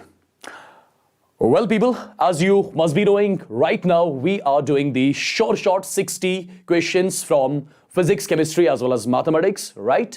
And you're done with the mathematics session. Now it's the time for the scoring subject, guys. Yes, that's your chemistry, correct? Okay. So before starting the session, let me introduce myself. As you must be knowing now, my name is Wassim Bhatt and I'm your chemistry master teacher right here. Yes? Well, people, for the ones who have not liked the video yet, do like the video, share and subscribe the channel at the same time so that everyone gets benefited out of these sessions, right? Okay, so without wasting a lot of time, let me know in the chat box, are you guys ready for the session? Let me know in the chat box with the thumbs ups. Let me know in the chat box with the thumbs ups if you guys are ready for the session. Yes. Let me know. Let me see some Josh, guys. Let me see some Josh. Yes. Wonderful, guys. I can see a lot of thumbs ups coming up. I can see a lot of people super duper excited for the session. So without wasting the time, let's get started with the first question, which is on our screen. Well, people, this is the first question on your screen. I want you guys to give it a try. Let me know the answer in the chat box. The equivalent weight of Br2 in the following reaction will be. And the reaction which is given to us, that is Br2 gives Br negative plus BrO3 negative. Assume the molar mass of Br2 as capital M. Correct? Well, this is the question on your screen. Let me know the answer in the chat box. Yes. Let me know answer in the chat box, guys. I'm waiting for your answers. Yes, Palak. Assume the molar mass of Br2 as capital M. Let me know in the chat box what do you think should be the answer. Well, I can see a lot of people are coming up with option A. A lot of people are coming up with option B. So let's get to know what the correct answer of this question will be right here. Have a look, guys. Understand. Well, there are a lot of ways to solve this question. You can balance the reaction. You can get the n factor, right? But without doing that, I'm going to tell you a simple trick of solving this sort of equation right here. Have a look, guys. Understand. See, the reaction which is given to me is, that is Br2, it is getting converted into Br negative plus BrO3 negative. Yes, this is something which I have right here. This is the reaction which we have. Yes. Well, people, if I ask you what is the charge present on this Br right here, I'll say it's going to be 0. What is the charge present on this Br right here? It is -1. What is the oxidation state of this Br right here? You can simply calculate it as x minus 6, right, is equal to -1. You get the value of x as +5. I got the oxidation state of Br everywhere in this reaction right here. Okay. Now, people, understand. Right here in this process, the oxidation state of Br is decreasing from 0 to -1. At the same time, the oxidation state of Br is increasing from 0 to +5. Yes. So right here in this process, what is happening? Reduction is happening. So right here, what is happening? Oxidation is happening. Yes. So people, I can say something like this: oxidation as well as reduction of same Br2 is happening simultaneously. I can say this Br2 right here is undergoing disproportionation. Well, people, let me give you a simple trick by means of which you can calculate the n factor of the substance which undergoes disproportionation in a chemical reaction. Yes. I got to know this Br2, it is simultaneously getting reduced as well as oxidized. So I can say this Br2 is undergoing disproportionation. So how do I calculate its n factor right here? Why do I need its n factor? Because we know equivalent mass of the substance is always equal to molar mass of the substance divided by n factor of the substance. Yes. And as per the equation, molar mass of Br2 we need to take as capital M, which I already took. Now it is the time to calculate the n factor of Br2 right here. Have a look, guys. Understand. See, can I say in this reduction process, this is the initial oxidation state of Br and this is the final oxidation state? What I simply need to do is I'll be calculating change in the oxidation state in this first process. It is going to be final oxidation state minus initial oxidation state. So let me calculate the value of N1 right here. It's going to be equal to mod of final oxidation state of Br, that is -1, minus initial oxidation state of Br. It's going to be 0. The value is going to come as 1. But people, this one is the change in the oxidation state for one atom of Br. But right here I have got 2. So I'm going to multiply it simply by 2. So I got the N1 value right here as 2. So I got the N1 value right here as 2. Yes. Now at the same time, just have a look. 0 to +5. This is again the initial oxidation state. This is the final oxidation state. Now let's calculate the value of N2. It's going to be equal to mod of final oxidation state of Br. It's going to be +5 minus initial oxidation state of Br. It's going to be 0. The value is going to come as 5. This 5 is the change in the oxidation state for one atom of Br. But right here I've got 2. I'm going to simply multiply it by 2. I got the value right here as 10. Yes, I got the N1 value, I got the N2 value, right? Remember guys, whenever you need to calculate the n factor of the substance which undergoes disproportionation, at that time its n factor is given by the simple formula N1 N2 divided by N1 plus N2. Yes. Well people, I got the value of N1, I got the value of N2, so it's simply going to be equal to 2 multiplied by 10 divided by 2 plus 10. The value is going to come as 20 divided by 12, which is going to be 5 divided by 3. Yes, I got 5 divided by 3 as the n factor of this Br2 right here. Well, we know its molar mass, we got to know its n factor, we are done with the equivalent mass. Yes, it's going to be equal to molar mass divided by n factor, we got to know as 5 divided by 3. So the answer is going to be 3m divided by 5. So which option satisfies it? It's going to be option B, which is going to be the correct answer among all. Let me know in the chat box if it is clear to every single guy right here. Let me know in the chat box if it is clear to every single guy right here. Let me know fast. Exactly guys, exactly. The reaction takes place in the basic medium. You can just balance the reaction, then you can get the number of moles of electrons exchanged per mole of the substance. You can get n factor from there as well, but that procedure is a bit lengthy. Just use this, just calculate N1, just calculate N2, just calculate the n factor by simply doing the formula N1 N2 divided by N1 plus N2. We are done. Yes? Right? Correct? Wonderful guys, great job done. Great job done. Yes? Okay, well Satyam, if it is not clear, just do one thing, take the video a little back, it will be automatically a replay for you. Yes? Okay, let's move on to the second question guys. Let's move on to the second question which is on a screen. I want you guys to give it a try. Well, it's going to be the integer type question. I want you guys to give it a try. Let me know its answer in the chat box. Let me see your chats guys, let me see your chats. Let me look at your chats. Fast, give it a try. Let me know its answer in the chat box. I want every one of you to give it a try. Yes? I want every one of you to give it a try. Fast. Yes?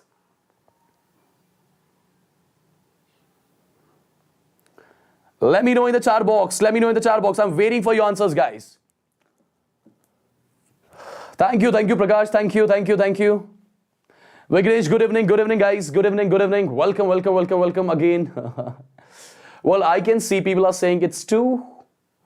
Priyanka is asking why multiplied by 2? Because I had 2 atoms of Br in that reaction. Yes, I hope you got it. Well, people, in what time will the molar ratio of ethylene to cyclobutane be 1? At what time the molar ratio of ethylene to cyclobutane is going to be 1? That's what I'm supposed to calculate right here. Yes? Let's get to know how this question is to be solved. Understand properly what I'll say. See guys, let's say at time t is equal to 0. Just a second, let me change the color of the pen so that it'll be properly visible to you. Let's say at time t is equal to 0, I have got A moles of this reactant. So this is going to be 0 at time t is equal to 0. You know why? Because the reaction has not started yet. Yes. Let's assume guys, at any time t, out of A moles of reactant, X moles have dissociated. X moles have got converted into products. So I'll be left with A minus X moles of this reactant at time t. Yes. Now people, use the simple stoichiometry. It's going to be 1 mole gives 2 moles. So I can say X moles are going to give me 2X moles of this ethylene right here. Yes. I need to check at what time the molar ratio of these two is going to become 1. Yes. I need to check at what time the molar ratio of these two is going to be 1. I'm assuming this is the time t at which the molar ratio of these two is going to be 1. So I'm writing something like this. Molar ratio of ethylene, molar ratio, I mean moles of ethylene divided by moles of this cyclobutane right here. This value should be equal to 1 at this time t, which I'm supposed to calculate, right? Well, people, can I solve this a bit? It's going to be 2x is equal to a minus x right here. Yes, I can say x is equal to a divided by 3. I got the value of x. I got the value of x. Yes, correct. Now, people, as you can look at the unit of the rate constant, it is second inverse. If it is second inverse, that means the reaction is going to be of the order 1. Yes, it's going to be a first order reaction. Now I can simply use the integrated rate equation for the first order reaction. We are done with the question. I can say something like this. T is equal to 2.303 divided by K. It's going to be log of initial concentration or initial moles of reactant, which is A, divided by concentration of reactant left at time t, or I can say moles of reactant left at time t, which is A minus X right here.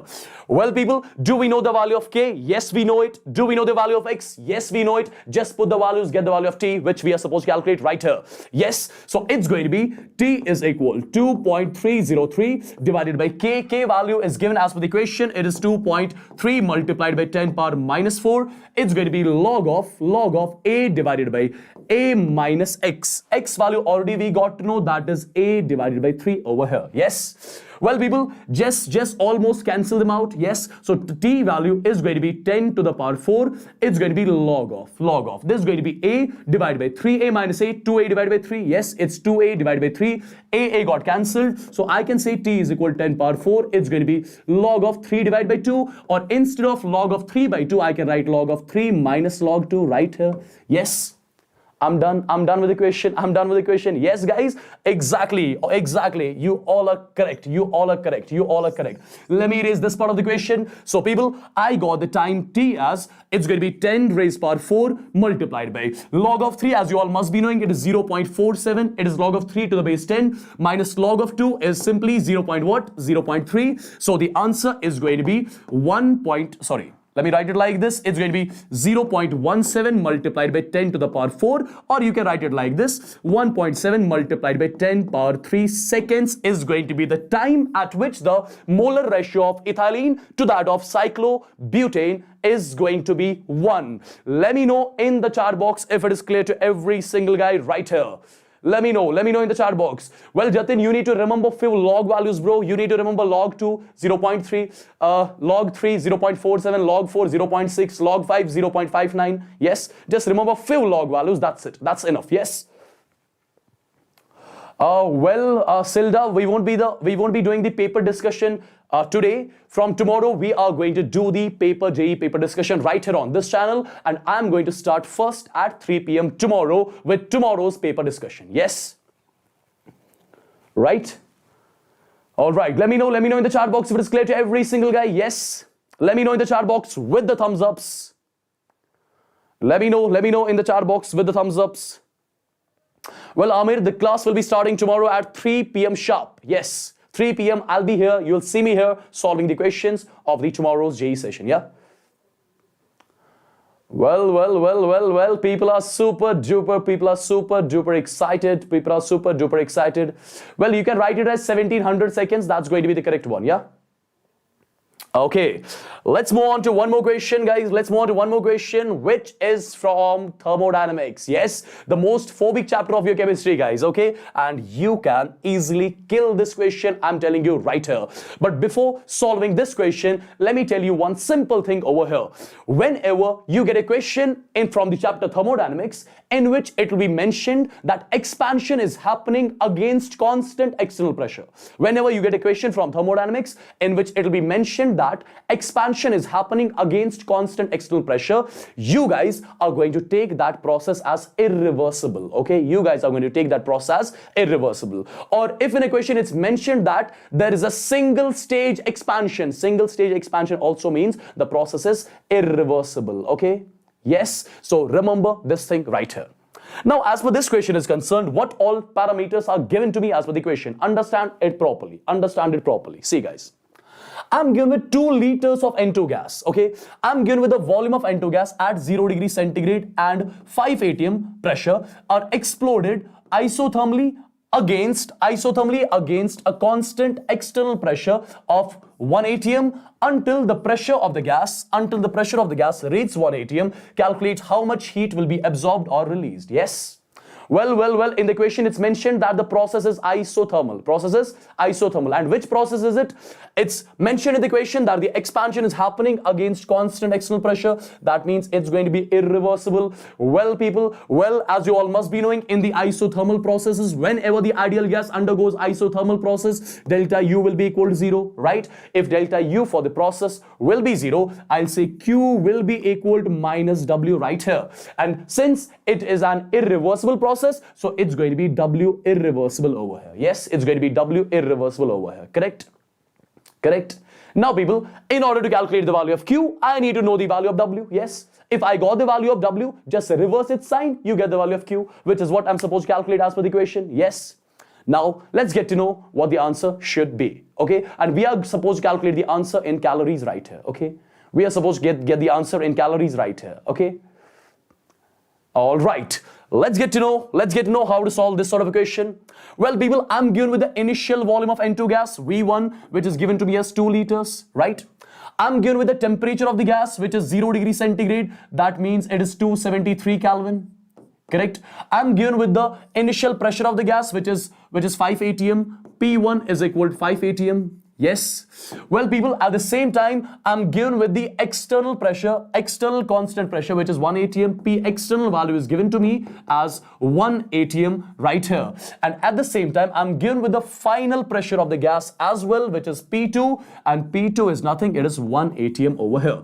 Yes, and which process is it? It is the isothermal process. Temperature remains constant. And people, if you remember, when the ideal gas will be kept at constant temperature, having fixed number of moles, at that time, I can use the Boyle's law. Can I say something like this? P1 V1 is going to be equal to P2 V2 right here. Yes.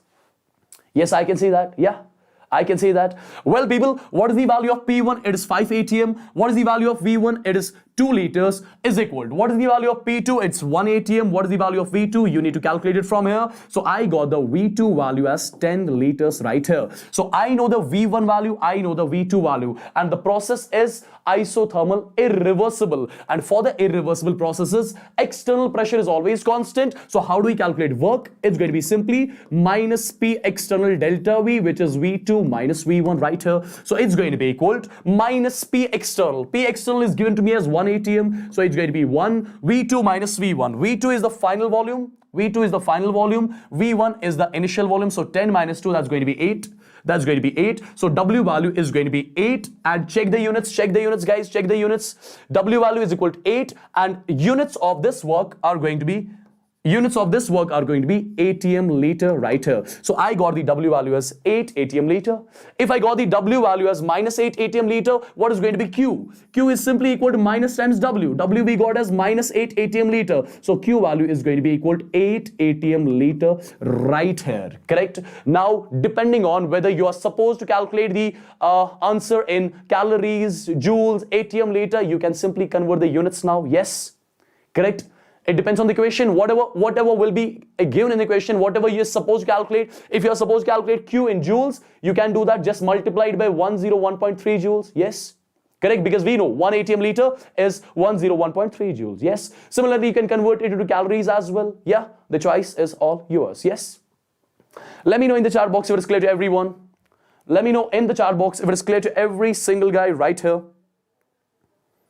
Let me know in the chat box, guys. I'm waiting for your answers. Yes. I'm moving on to one more question. VS Ganesh, bro, let me finish off this. Tomorrow for the coming 3 days, we are going to do the paper discussion. Yes. And after that, I'll be doing that. right? Anita, 24.2. Okay. All right, let's move on to one more question, guys, which is on a screen. A very simple question. You can kill this question right here, and I'm damn sure you will be doing that. Let me know its answer in the chat box. Let me know its answer in the chat box. I'm waiting for your answers. I'm waiting for your answers. Yes, I'm waiting for your answers. Let me know the answer in the chat box right here. 50 grams of 80% pure calcium carbonate is heated. Calculate the volume of carbon dioxide gas liberated at STP. Yes, this is the question on your screen. You can easily solve this one. You can easily solve this one. Yes. Let me know fast. I'm waiting for your answers. I am waiting for your answers right here. Well, I can see 5.6 liters as first answer. I got the 8.96 liters as the second. Naman is saying 8.96 liters. Yoganand says 22.4 liters. Jatin says 5.6. What about the rest of the people, guys? I want everyone to get involved in this. Let me know the answer in the chat box right now. Yes. All right. Let's get going. Let's get started with this question. Well, I can see majority of the people are giving me the answers. Yes. Let's get to know what the answer actually is. Well, people, right here, what is given to me as per the question? 50 grams of 80% pure calcium carbonate, right? That means out of 50 grams of the sample, 80% of it will be present in the form of pure calcium carbonate, right? So first thing, I'll be getting the mass of pure calcium carbonate from the sample. It's going to be what? It's going to be 80% of 50 grams, right? 80% of 50 grams. So isn't it going to be 40 grams? Yes. Isn't it going to be 40 grams? So out of 50 grams of the sample, 40 grams will be present in the form of pure calcium carbonate right here. Well, I got the mass of pure calcium carbonate, and we know in the chemical reaction, only pure substance participates. Impurities never participate in a chemical reaction. I hope you know that. Yes, I hope you know that. Now, people, what am I doing right here? I'm just heating this calcium carbonate right here. And you all must be knowing, when calcium carbonate solid is heated, it gets converted to calcium oxide solid, and it leads to the formation of carbon dioxide gas as well. Yes. Very simple. Yes. Well, people, I got the mass of calcium carbonate. Pure mass of calcium carbonate in the sample. Can you let me know the pure moles of calcium carbonate? Yes. I'm going to divide this mass of calcium carbonate by the molar mass of it. So the pure moles of calcium carbonate in the sample is going to be 0.4. Yes.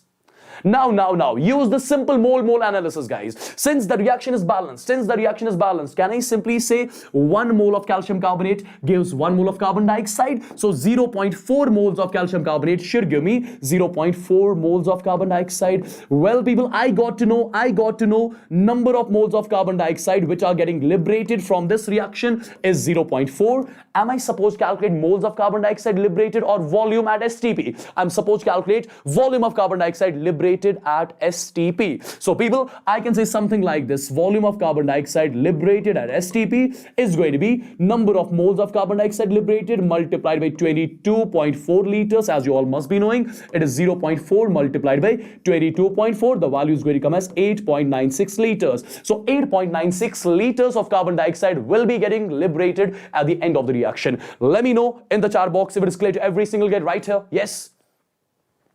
Let me know in the chat box. Yes, Sneha, I'll be doing that from the next question, right? Let me know in the chat box if it is clear to every single guy. Yes, Ahmed, you can use the mass method as well. You can get the mass of carbon dioxide first, then you can convert it into moles, then you can convert it into volume. That's going to be a bit lengthy, yeah? Yes. Okay. Should I move on to the next question, guys? Let me know in the chat box. Give me the thumbs ups. Let me know in the chat box if you want me to go to the next question right now. Let me know in the chat box. Yes. Let me know in the chat box. All right. Let me know in the chat box. Yes, guys, tomorrow at 3 p.m. sharp, you'll see me here solving the tomorrow's JEE paper right here in front of you all. Yes. Yes, Rider King. Yes, exactly. Okay. Let's move on. Let's move on to one more question, guys. You can easily solve this one from the coordination chemistry, right? Which complex is diamagnetic? Which complex is diamagnetic, right? Well, people, you need to see, you need to check which one of the following central atom will have the zero unpaired electrons, right? Right? That's what you need to check. That's what you need to check. What do you think should be the answer? What do you think should be the answer? All right, Ayan, I got to know. Yes, yes, I'll be doing that. Let me know fast. Let me know fast. What do you think should be the answer right here? Well, I can say a lot of A's are coming up. Oh, that's great. People are super confident. Yes. Well, people, I'm going to start from the first option. I'm going to start from the first option. Yes. Now, let's get to know which one among these is going to be diamagnetic, perfectly diamagnetic right here. So, I'm going to start with the first option right here. Okay. First of all, I need to calculate the oxidation state of this iron. Isn't the oxidation state of iron right here going to be +2? Yeah, it's going to be +2. Right? Well, people, if you check the configuration of iron, the outermost configuration of iron is going to be 3d6 4s2. It's going to be 3d6 4s2. Yes, correct. It's going to be 3d6 4s2. Absolutely. Well, people, you are taking 2 electrons out. Correct. You are taking 2 electrons out, and these 2 electrons will be coming out from 4s. Yes. Let me know fast. Let me know fast. Let me know fast.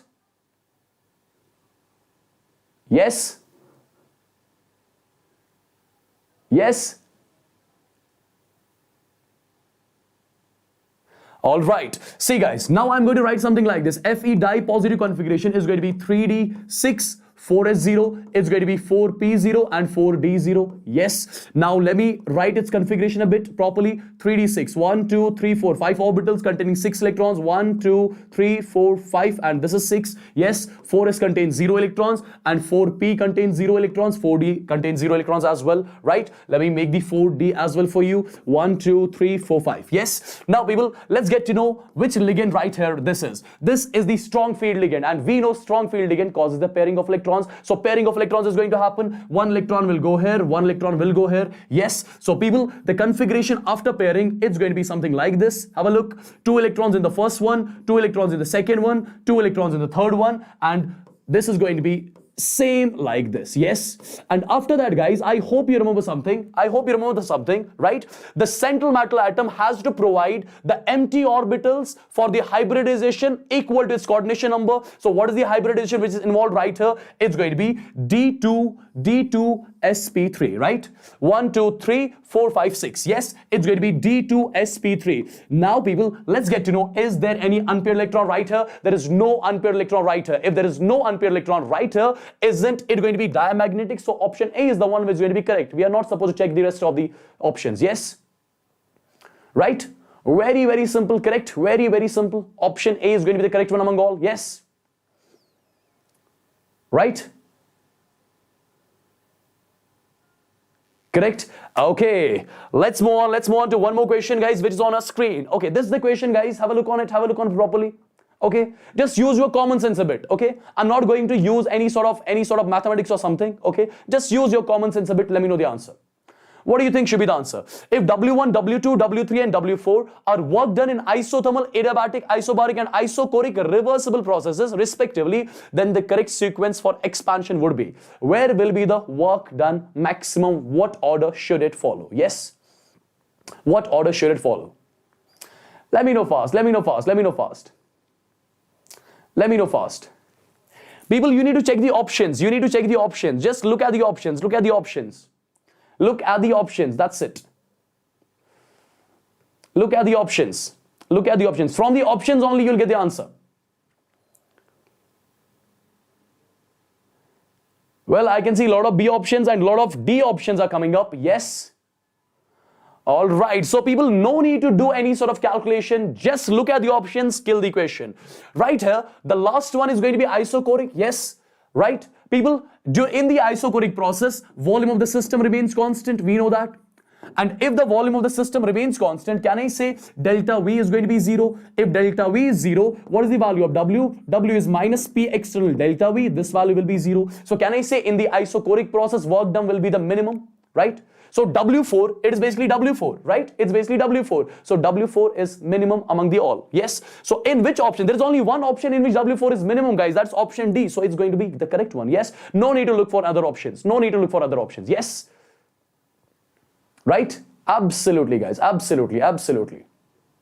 Absolutely. All of you were perfectly correct. Yes, I really liked it. Wonderful. Wonderful, guys. Wonderful. Great job done. Let's move on. Let's move on to one more question which is on a screen. Well, people, I'm damn sure you can kill this one. I'm damn sure you can kill this one. And this question was once asked in advance as well. The same question, guys. This same question, okay? And you might be knowing from your previous year questions, the questions have been repeated from past few years, yeah? Yeah, you know that, correct? Well, people, let me know its answer. Let me know its answer in the chat box. Yes. Right? Let me know its answer. Let me know its answer in the chat box. Well, I can see Devesh is saying option C. Okay, what about the rest of the people? What about the rest of the people? I want every one of you to let me know the answer of this in the chat box fast. Yes. Well, people, the correct set of 4 quantum numbers for the valence electron of rubidium. And people, the best part is you are given with the atomic number of rubidium. Yes. Right? Correct? Okay, people, if you remember, before rubidium, there is a noble gas, that is krypton, whose atomic number is 36. Whose atomic number is 36. Yes, the configuration, the outer configuration, it's going to be like this. It's going to be 5s1. Krypton has got the atomic number of 36. 36 plus 1 is 37, right? Is this the configuration? Is this the valence electron? Is this the valence electron of rubidium right here? Yes. So I need to check its quantum number values, right? Right, that's what I'm supposed to do. Well, people, this is the valence electron which is in 5s over here. What is the value of n right here? Value of n is 5. Value of n is 5. Yes, the electron is in s. What is the value of L for s? Value of L for s is 0, right? Value of L for s is 0, correct? If people L value is 0, we know m value lies between minus L to plus L, right? If L value is 0, can I say m value is also 0? Right? M value is also 0. And S can be either plus 1 by 2 or minus 1 by 2. It can be either plus 1 by 2 or minus 1 by 2. Now just check the options. It should be 5, 0, 0 and plus 1 by 2 or minus 1 by 2. 5, 0, 0, 5, 0, 0 plus 1 by 2. So option C is going to be the correct one among all. Yes, we can say that, right? Exactly, guys. Exactly. Perfectly correct. Perfectly correct. Yes. Yes, perfectly correct. Wonderful. You want me to go to the next question right now? Let me know in the chat box fast.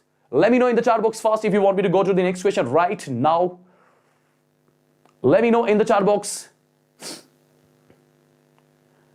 Okay, let's move on. Let's move on to the next question, guys, which is on a screen. Let me know. It's a very simple and theoretical question, okay? These options are just to confuse you. Let me know its answer. You can easily solve this one, guys. There is no need to solve this one, by the way. Just have a look on the options. Solve it carefully. Cool-minded. You need to be cool-minded in the examination center as well, guys, okay? Let me know its answer fast. Well, I can see option A, option C. Okay.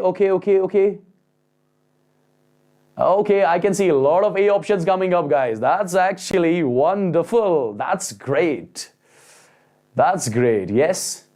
Exactly, guys. This is your Arrhenius equation. K is the rate constant of the reaction.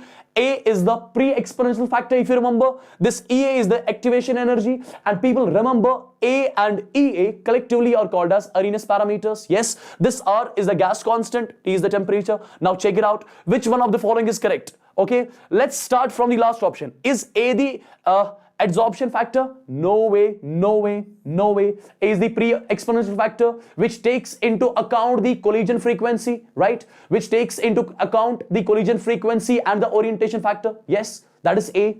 K equilibrium constant? No way. K is the rate constant, right? R Rydberg's constant? No way. R is the gas constant. So EA is the energy of activation right here. Yes.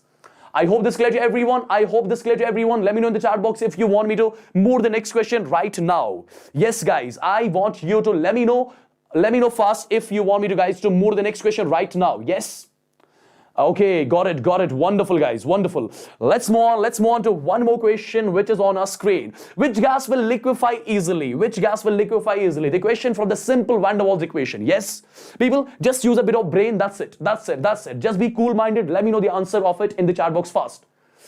Which one? Fast. Which gas can be liquefied easily? Yes.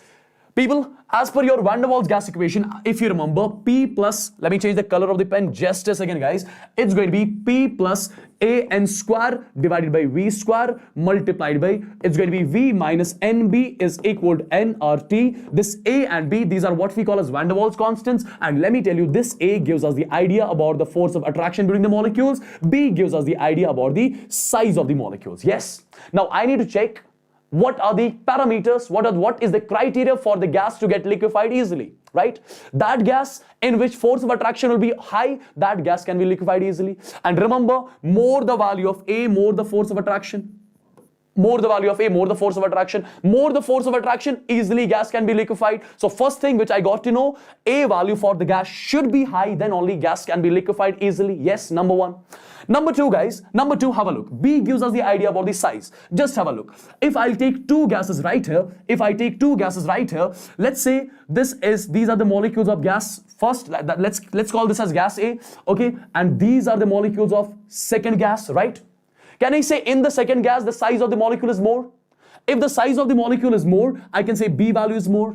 If B value is more right here, can I say electron cloud size is more? If the electron cloud size is more, in order to compress it, can I say over here there will be more repulsions? Can I say this gas whose size is more, it cannot be compressed easily? So people, what is the criteria for the liquefaction? B value must be less so that repulsions between the electron clouds will be less so that gas can be liquefied easily, right? So the criteria simply is B value should be less so that size of molecules will be less, so that repulsions between the electron clouds will be less. Very, very simple. Yes. So A value should be more, B value should be less, then only the gas can be liquefied easily, right? Yes. Exactly. You want me to go to the next question right now? Let me know fast in the chat box. Let me know fast in the chat box. Exactly, guys. Chemistry is going to be your scoring one, okay? Trust me on that. Chemistry is going to be your scoring one in the tomorrow session. Trust me on that. It has always been the scoring one. It will be the scoring one. Okay? All right, let's move on to one more question, guys. What is the molar solubility of FeOH whole twice in the buffer solution with pH 6.5? Given KSP or FeOH whole twice is 8 into 10 power minus 16. Let me know its answer right now in the chat box. Let me know its answer. I'm waiting for your answers. Let me know fast. Then I'll show you how to solve this question fastly. Yeah. Let me know fast. I am waiting for your answers. Yes. I'm waiting for your answers. Fast.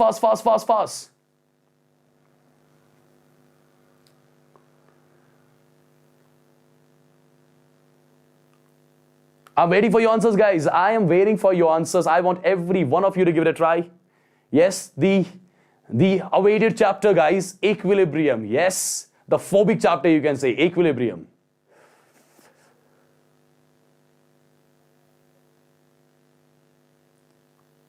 Okay. Let's get to know how this question is to be solved, guys. We are supposed to calculate the molar solubility of FeOH whole twice, right?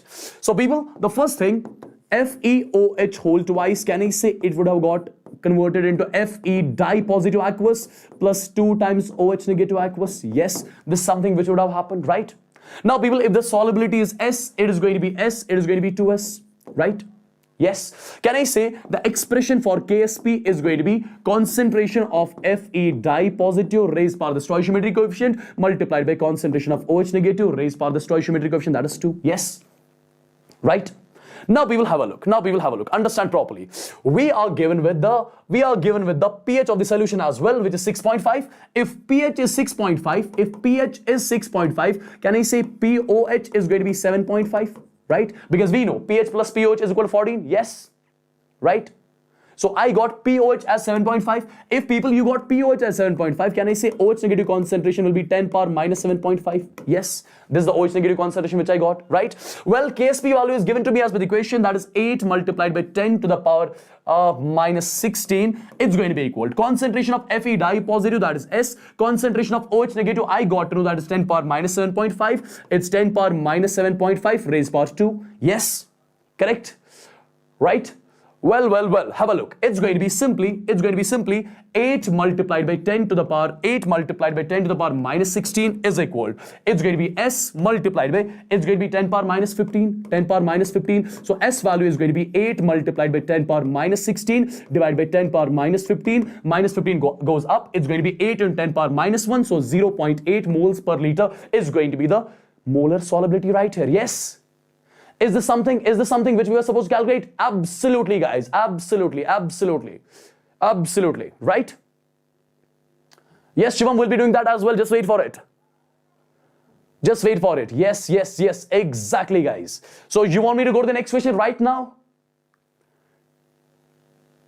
Bhargav, you'll be getting the previous math session in some time, guys. Okay? Once this session ends, then you can see the previous math session. Okay? You want me to go to the next session right now? Tell me fast, guys. Yes. Kill it. Okay, let's move on to the question which is on your screen. Well, people, a very simple question. Just kill this one. Let me know the answer right now. The shape and hybridization of I3 negative will be. The shape and hybridization of I3 negative will be, right? The shape and hybridization of I3 negative will be. How do we solve this sort of question? People, hybridization, just do the steric number method. Just calculate the sigma bonds and lone pairs. Add them up, you'll be getting the steric number. And once you get the steric number, you can get to know the hybridization. Yes. Right? Okay, let's get to know what is the shape and hybridization of I3 negative. Have a look. Can I write this I3 negative like this? Just a second, guys. Can I write it like this? I2 negative? I can write it like this. Yes. So people, let's call this as the central atom. Okay. So valence electrons of the central atom, since iodine belongs to the halogens, so its valence electrons are going to be 7, and over here the negative charge, so 7 plus 1 is 8, right? Out of 8 electrons, this central atom, it has used 2 electrons to form sigma bonds with the 2 other iodines, right? So people, how many sigma bonds we have? We have got 2 sigma bonds right here. Yes. So there were basically 8 valence electrons of this iodine. Out of 8, it has used 2 electrons. So there will be 6 electrons left on this iodine right here. Okay. If there are 6 electrons left, that means how many lone pairs are 6 electrons? That means 3 lone pairs, right? Well, people, I got the sigma bonds, I got the lone pairs, and you must be knowing steric number is equal to sigma plus lone pairs. Sigma is 2, lone pairs are 3, so I got the value as 5. So hybridization is going to be sp3d right here. Yes, sp3d right here. Well, people, the geometry is going to be trigonal bipyramidal. But what is going to be the shape? The geometry is going to be trigonal bipyramidal. What is going to be the shape? Shape is going to be something like this. This is iodine. This is one more iodine. This is one more iodine. And over here you have got 3 lone pairs, right? You have got 3 lone pairs, right? This, like this. Yes. Correct? Right? The shape is going to be linear, guys. It's going to be linear. And the hybridization is going to be sp3d. And people, remember, in case of sp3d hybridization, which d orbital takes part in the mixing, right? It's going to be dz square. Remember few things. In case of sp3d hybridization, which d orbital takes part in the intermixing? It's going to be dz square. In case of sp3d2, it's going to be dx square minus y square and dz square. And people, in case of sp3d3 hybridization, which all d orbitals take part in the intermixing? dxy, dyz, dzx. Okay, remember these things as well. Correct? Yes, exactly. Let's move on. To the next one. Is that, should I be moving on to the next one? Right? Let me know fast. Zombie, good luck, bro. Good luck. You're going to face the bullet tomorrow in the morning. Yeah. Let me know fast. That's great, Soham. If you got confidence from me, that's great. I really liked it. You are going to kill it. Trust me on that. Have some faith in yourself. Kill it. Yes. Okay. Let me move on to one more question which is on our screen. All right. Let me know the answer of this question, guys. It's a very simple question, right? One cyclic process is given to us, right?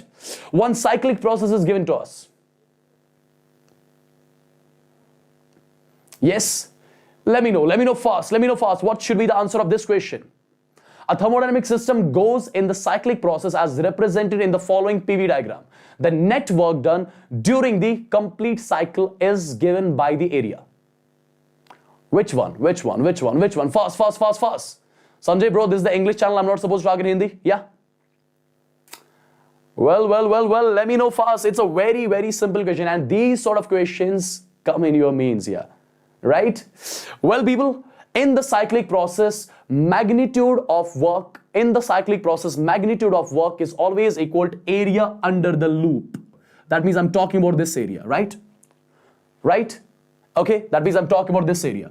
In your cyclic process, magnitude of work is always equal to area under the loop. And area under the loop is going to be what? Area under ACBDA cycle. Yes, this is going to be the correct one among all, right? Yes, exactly. Exactly, guys, exactly. Let's move on to one more question, which is on, okay, these sort of questions are favorite from your atomic structure. Yes, I know you can kill this. Let me know fast in the chat box. I want you guys to build some guys confidence, right? Let me know fast in the chat box. Yes. Which of the following sets of quantum numbers are not permitted? Well, I can see a lot of people are saying option A. Is that guys? Is it so simple? Yes.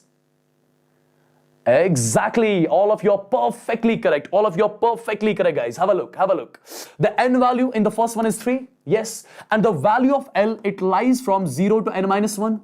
So value of L right here can be 0 to 3 minus 1. That means 0 to 2. It can be either 0, 1 or 2. It cannot be 3. So first one is incorrect one, right? It's not possible. Yes. So no need to check the rest of the options, right? Yes. Done and dusted. Here only. Exactly, guys. I'm moving on to one more. Okay, this is one more question, guys. Just kill it. Let me know the answer. Fast. From the concept of characteristics of equilibrium constant. Yeah. Yes, Vishal. Let me know, bro. Let's kill it together. Let's kill it. Yes. Let me know fast in the chat box. Well, I can see a lot of people are saying 1 by 7. Is that 1 by 7? Is that? Yes. Okay. Wonderful.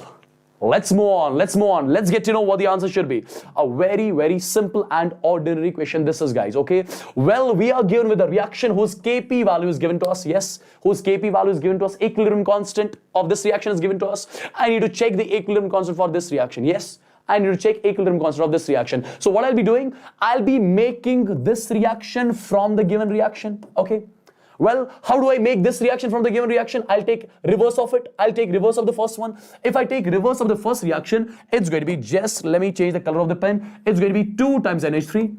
It's going to be 2 times NH3 in equilibrium with what? In equilibrium with N2 gas plus 3 times H2 gas. And people, on just reversing the reaction, what happens to equilibrium constant? Equilibrium constant is inverse. Now it's going to be 1 by 49. Yes. Well, is this equation and this equation resembling? No. I need to divide by 2 right here. Or I can say I need to multiply by 1 by 2. When I'll be multiplying it by 1 by 2, it's going to be NH3 gas in equilibrium with 1 by 2 N2 gas plus what? Plus 3 divided by 2 H2 gas right here. And whenever the reaction is multiplied, when the reaction is in equilibrium, if it is multiplied by some number, that number goes to the power of equilibrium constant. So I multiplied this reaction by 1 by 2, that 1 by 2 goes to the power of equilibrium constant. Yes, it's going to be definitely 1 by 7. All of you are perfectly correct. Yes, exactly, guys. Wonderful, great job done. Yes, guys, exactly. Thank you, Tanya. Thank you so much. Yes, Vishal, yes. You can expect similar sort of questions in your first JEE attempt. Trust me on that. Okay? Right? I'll be moving on to the next question, guys, which is on our screen. Okay. In the reaction, the vapor density of the gaseous mixture is reduced to half. Okay. When equilibrium is achieved. Correct? If the degree of dissociation is 25%, calculate how many moles of B will be formed at equilibrium on starting with 2 moles of A, right? This question needs a bit of calculation, that's it. Okay? That's it, guys. Very, very simple question this is. Kill it fast. Let me know the answer.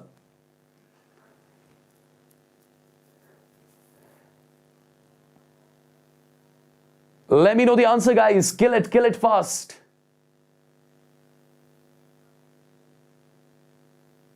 That's great, Mayank. You guys, you are going to kill it. You are going to kill it.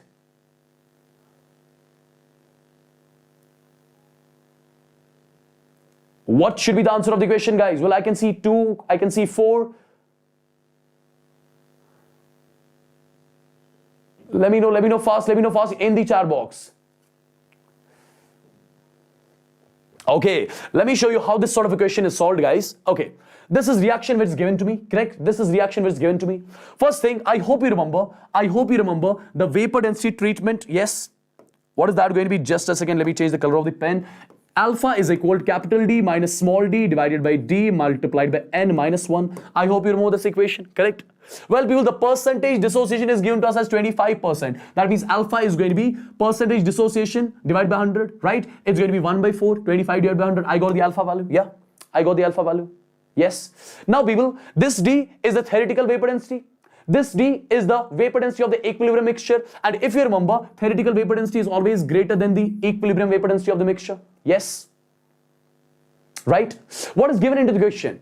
In the reaction, the vapor density of the gaseous mixture, that means D, the vapor density of the gaseous mixture is reduced to half of its, the vapor density of the gaseous mixture is reduced to half when equilibrium is established. Yes. So, as per the question, small d is becoming capital D divided by 2. Yes, vapor density of the equilibrium mixture is reducing to half d by 2, right?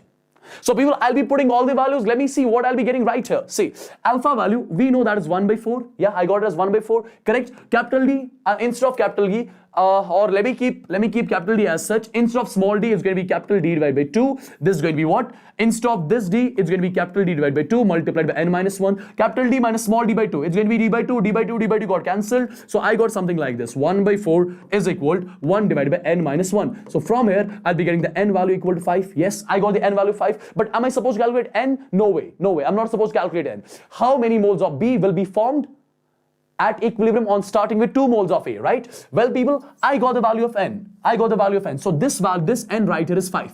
This n right here is 5. On starting from how many moles of A? Well, it was given in the question somewhere. On starting with 2 moles of A. At time t is equal to 0, this is going to be 0, this is going to be 0. Let's say this is alpha. At equilibrium, it's going to be simply 2 minus 2 alpha. And this is going to be 5 times 2 alpha. Right? 5 times 2 alpha. So I got the moles of B formed at equilibrium. I got the moles of B formed at equilibrium. It's going to be equal to 5 multiplied by 2. That means 10 alpha. It's going to be 10 multiplied by alpha value. We got to know already that is 1 by 4. It's going to be 5 divided by 2. That means 2.5 moles of B will be formed at the end of the reaction. Yes. I mean 2.5 moles of B will be formed when equilibrium will be established in the reaction. Yes. Exactly. Exactly, guys. Exactly.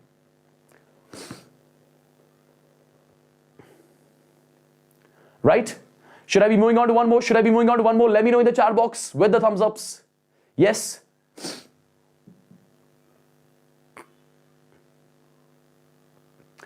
Okay. Let's move on, guys. Let's move on. Okay. A very simple question from the electrochemistry, guys. Electrochemistry. The hot topic. The hot chapter of JEE. Yes. Let me know fast. What do you think should be the answer? What do you think should be the answer?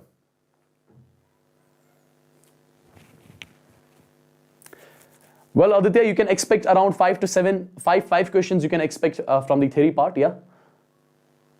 Chemistry will be easier one, trust me, okay? It'll be the easiest one among the all. And you can kill this one, I'm telling you right now. Let me know its answer fast, I'm waiting for your answers, guys, yes.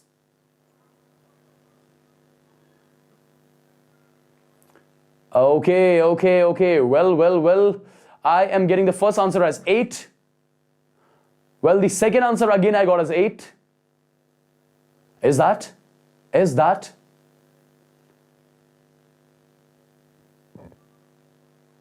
Okay, let me show you how to solve this question, guys. Calculate the equilibrium constant for the reaction. First of all, the reaction is at equilibrium. And when the reaction will be at equilibrium, can I say E cell value will be 0, right? E cell is 0, yes.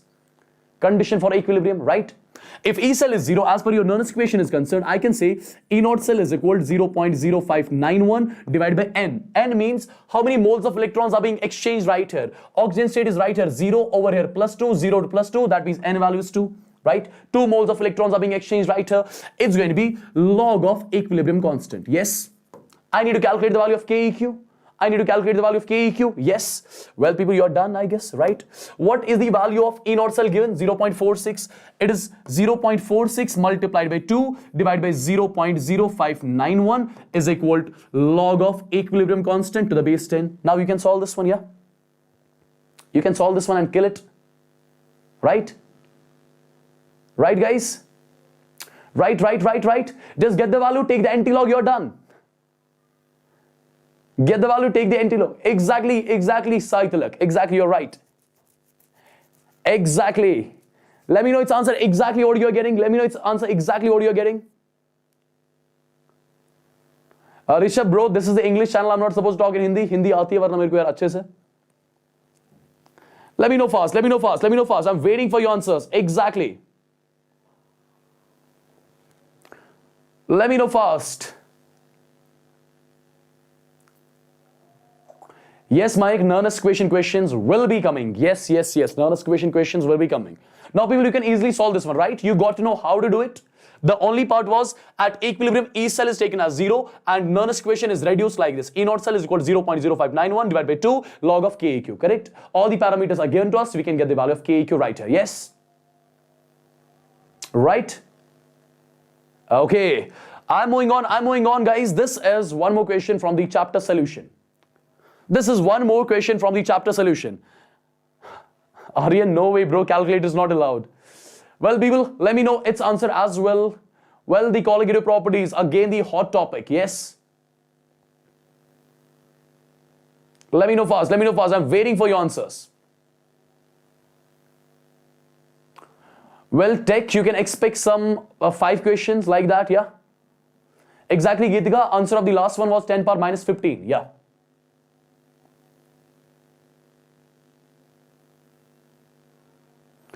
Let me know fast, guys. Let me know fast.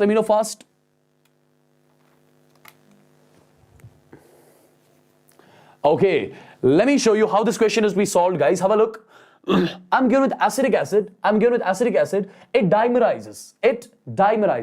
Acetic acid is dimerizing. So I got the value of N right here as 2. Yes, from just looking at the question, I got the N value as 2, right? Because it's dimerizing, correct? 2 molecules of acetic acid are forming a one single species, right? Yes, so N value is 2. Acetic acid dimerizes in benzene to form a solution, okay, fine. I got to know the acetic acid right here is my solute. And this benzene right here is my solvent. Okay, this is my solvent. When 1.65 grams of acetic acid, I got the mass of solute, which I'm representing by W2. When 1.65 grams of acetic acid is dissolved in 100 grams of benzene. 100 grams of benzene, correct? 100 grams of benzene, guys. This is the mass of solvent, which I'm representing by W1. The boiling point raised by 0.36 degrees centigrade. So I got the elevation in boiling point as well, which is 0.36. Calculate the Van 't Hoff factor and degree of association of CH3COH right here in benzene. We are given with the Kb value as well, right? So people, what is the formula which I'll be using right here? I'll say simply delta Tb is equal to Van 't Hoff factor I multiplied by Kb multiplied by molality. This is something which we'll be using, correct? From this equation, can I get the value of I? Absolutely. Delta Tb is given to me as 0.36. Yes, I value we are supposed to calculate multiplied by Kb. Kb is given to me as 2.57 multiplied by molality, mass of solute multiplied by 1000 divided by molar mass of solute multiplied by mass of solvent in grams. Yes. Right? Well, people, W2 value is given to me. What is W2 all about? W2 value is given to me as 1.65. Yes. What is W1? W1 is also given to me. Where is that? That is 100. Yes. Well, people, molar mass of solute, molar mass of acetic acid, you all must be knowing that is 60 grams per mole. Yes. Well, you have all the values right here in this equation. Can I get the value of I from here? Can you let me know the value of I from here? Well, I can see people are saying it's 1.65. Is that? or 0.5? Let me know fast. I value will be 0.5. I value we got now as 0.5. If I is 0.5, I got the Van 't Hoff factor. Now we know in case of association, I is equal to 1 plus 1 divided by n minus 1 multiplied by alpha. Yes? Correct? Correct, guys? Yes, yes, yes. Right? I know everything. I know the I value, which is 0.5. 1 plus 1 divided by n value is 2 minus 1 multiplied by alpha. So from this equation, can't you get the value of alpha? And whatever is the value of alpha, that's something which we were supposed to calculate, right? Yes. Right, guys. Exactly. Exactly. Exactly. Exactly. Exactly. Wonderful. Wonderful. Wonderful. Yes, Kunal, yes, yes, yes. There will be some questions which will be time consuming as well. They are deliberately put in the paper so that you can use your majority of the time in solving those questions. You have to be careful while choosing the questions, okay? So picking the questions is most important. Just have a look on the paper. Whatever are the easiest ones, just pick them up, solve them up. That is the best part you can do as far as your JEE is concerned, right? Okay. Okay. All right. Well, guys, with this, I wish you all the best. I wish you all the best. Good luck. Good luck. Kill it. Kill it. Kill it. And we are going to meet again at 3 p.m. tomorrow with your paper discussion. Okay. So we should be the first ones to write, sir, we kill the exam, right? Right? I'll be waiting for that comment, guys. I'll be waiting for that comment. After your exam, just write it in the comment box. Sir, we actually killed it, right? So good luck, guys. Take care. God bless you all. And sleep peacefully. Everything will be fine. You are going to enter into the classroom like a boss. You are going to kill it like a boss. Yes? So let's kill the exam. So guys, I wish you all the luck. Take care. Bye-bye. God bless you all. That was all from my side. See you next time. Take care, guys. Take care. Bye-bye.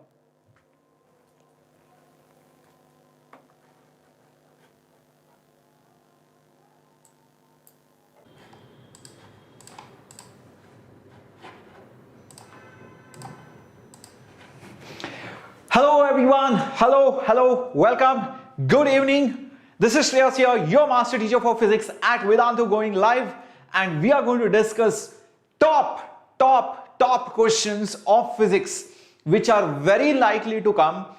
Keep in mind, these are not so simple, not very difficult questions, but these are high probability questions.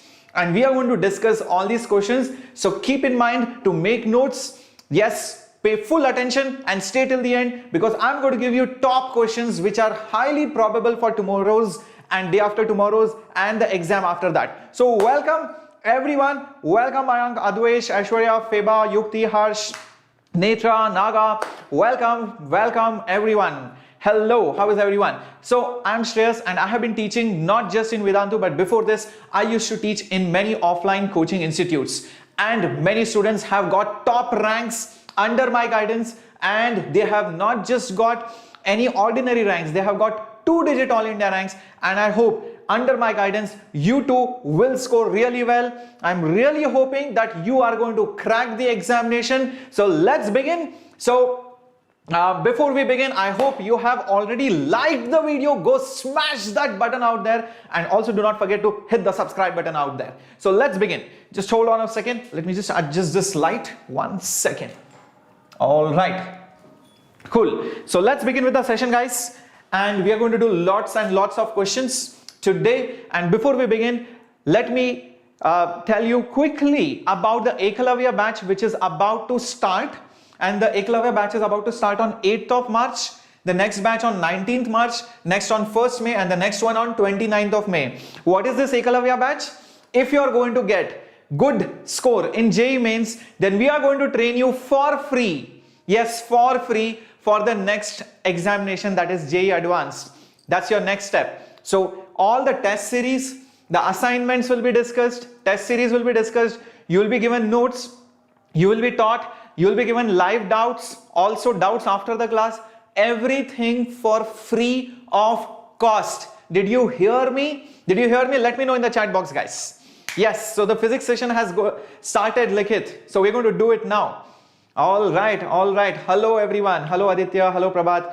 Yes, we can get more than that. I don't know, Prabhat. the way question bank is arranged, so it's possible. Very good. So let's begin. I hope everybody is going to make it to the Ekalavya batch. If you're attending my session, let's see how many of you can actually get into the Ekalavya batch. Welcome aboard. Very good. Hello Paddy, hello Jatin, hello Gangadhar, Anita, Shreyas, welcome.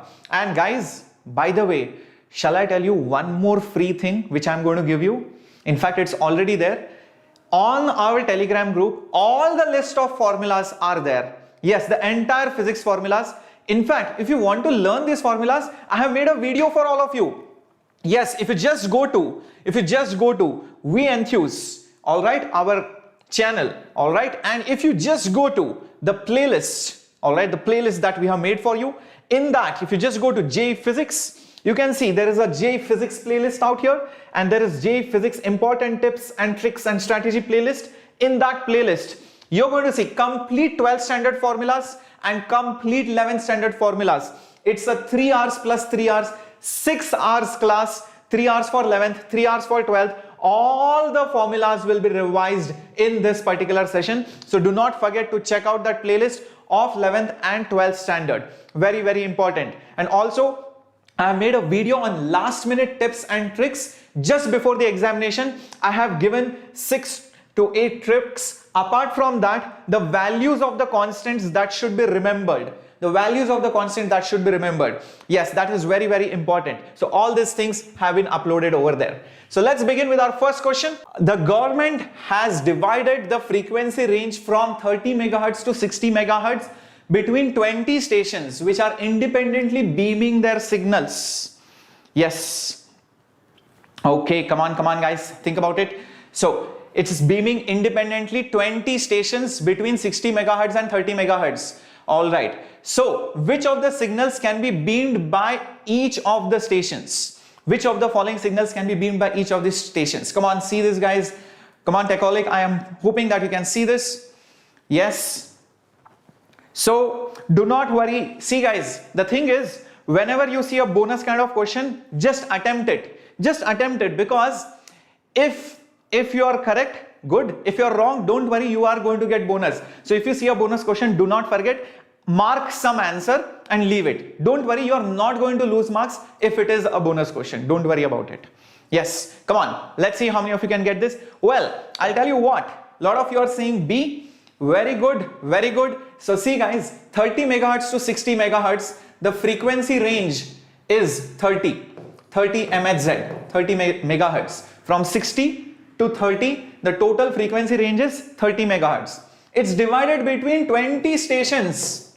So it is nothing but 1.5 megahertz.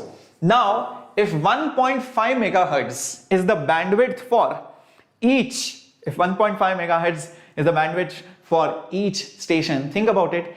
Isn't audio signals, music and voice signal in the range of 20 kilohertz, not more than that? So it is usually less than 20 kilohertz. So that means you can see these signals can be easily placed, modulated by this carrier wave. So understand, these two signals can be easily beamed by each of these stations. I hope this is clear.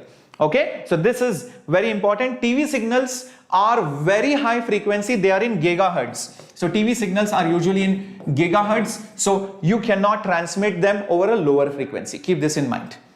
All right. Let's get going to the next one. So music signals and voice signals only. Very interesting question coming up next. Let's see how many of you can do this. So Crazy Arvind has asked, if a numerical answer is 6, should I mark 6 or 6.00? You should mark 6.00, because if you just leave those blank things, computer will not understand, it will give you 0 or negative marks. So understand, you have to mark 6.00, okay? Come on, let's do this. Now, there are 3 things that are movable over here. So, yes, OP, this is written in NCERT. Please read NCERT for that particular chapter. In fact, I have made a video also on that. So the two men standing on this plank, all right, A is standing on the left, B is standing there only. This is very important. B remains there with respect to the ground till A meets B. Then the point where A and B meet is where? So let's do this. Now I'll give you a trick. I'll give you a trick for solving. No, Aditya, it is not ms upon m plus m. No, don't use that. See, there are three things. ms upon m plus m will work only when there are two things. Here there are three things, so that's why you need to be a little bit careful.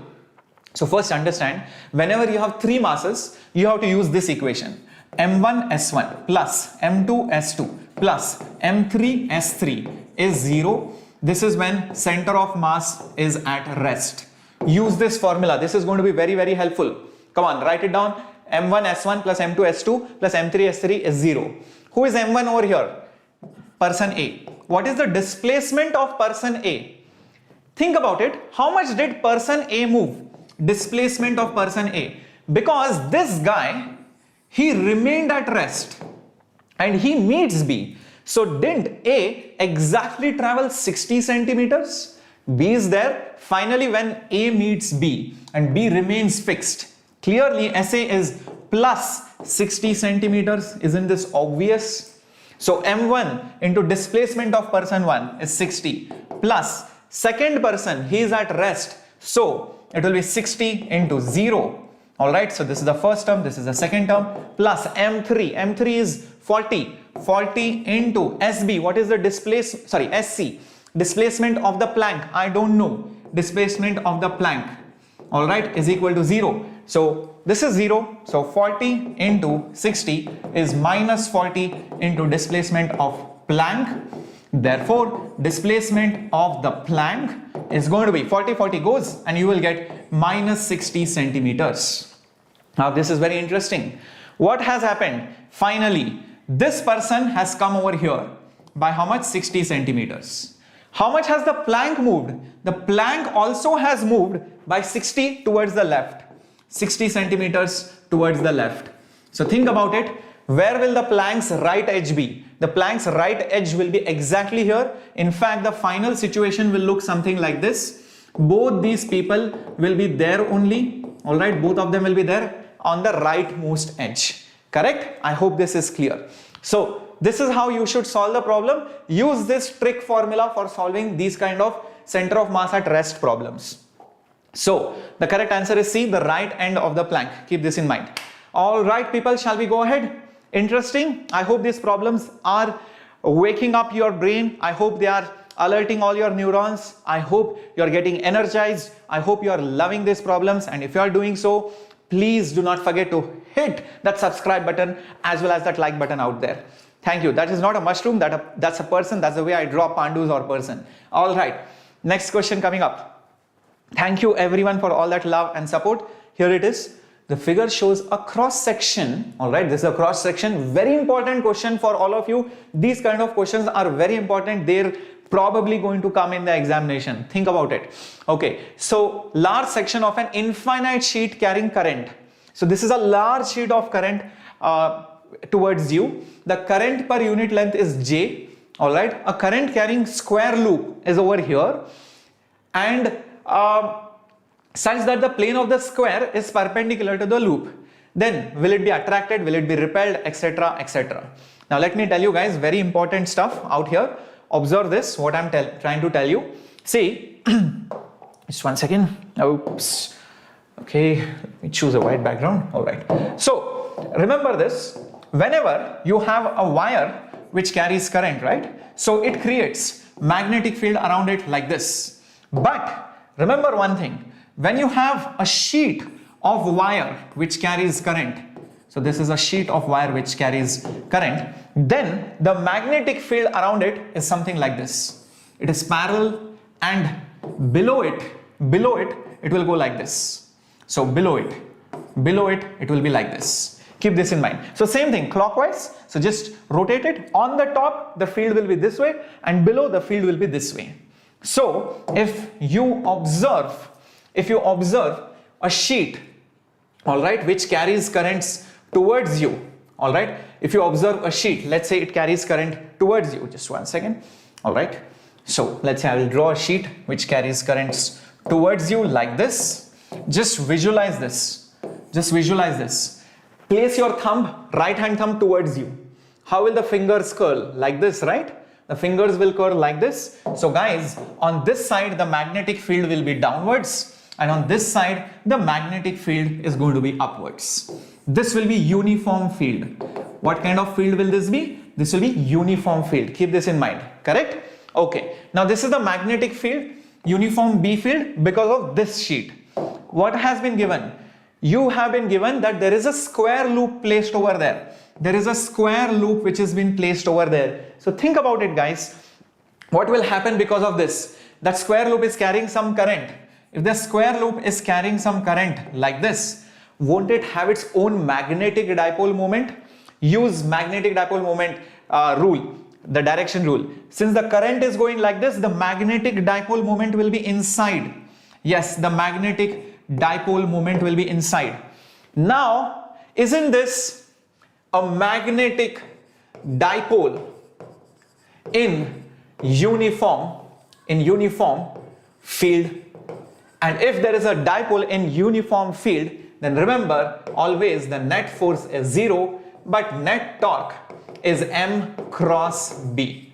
Net torque is M cross B, net force is 0. That is very, very important. Integer type, obviously Dylan, it will not have options. Is that now clear? Is that now clear? Understood? Understood, Baburao, it will not have options. Correct. So guys, net force is 0. Keep this in mind. Now once you have understood this, that's it guys, you'll get the correct answer over here. So check which of the following will be correct. So square loop will be attracted? No. Square loop will be repelled? No. Square loop will remain in translational equilibrium? Yes. Because, think about it, because the net force is 0. The square loop will remain in translational equilibrium. Rotation wise? No, because there will be a torque acting on it. So the correct answer will be C. Understood everyone? Understood? Tanmay, chem was just over. You need to watch the replay. Alright? Okay, okay.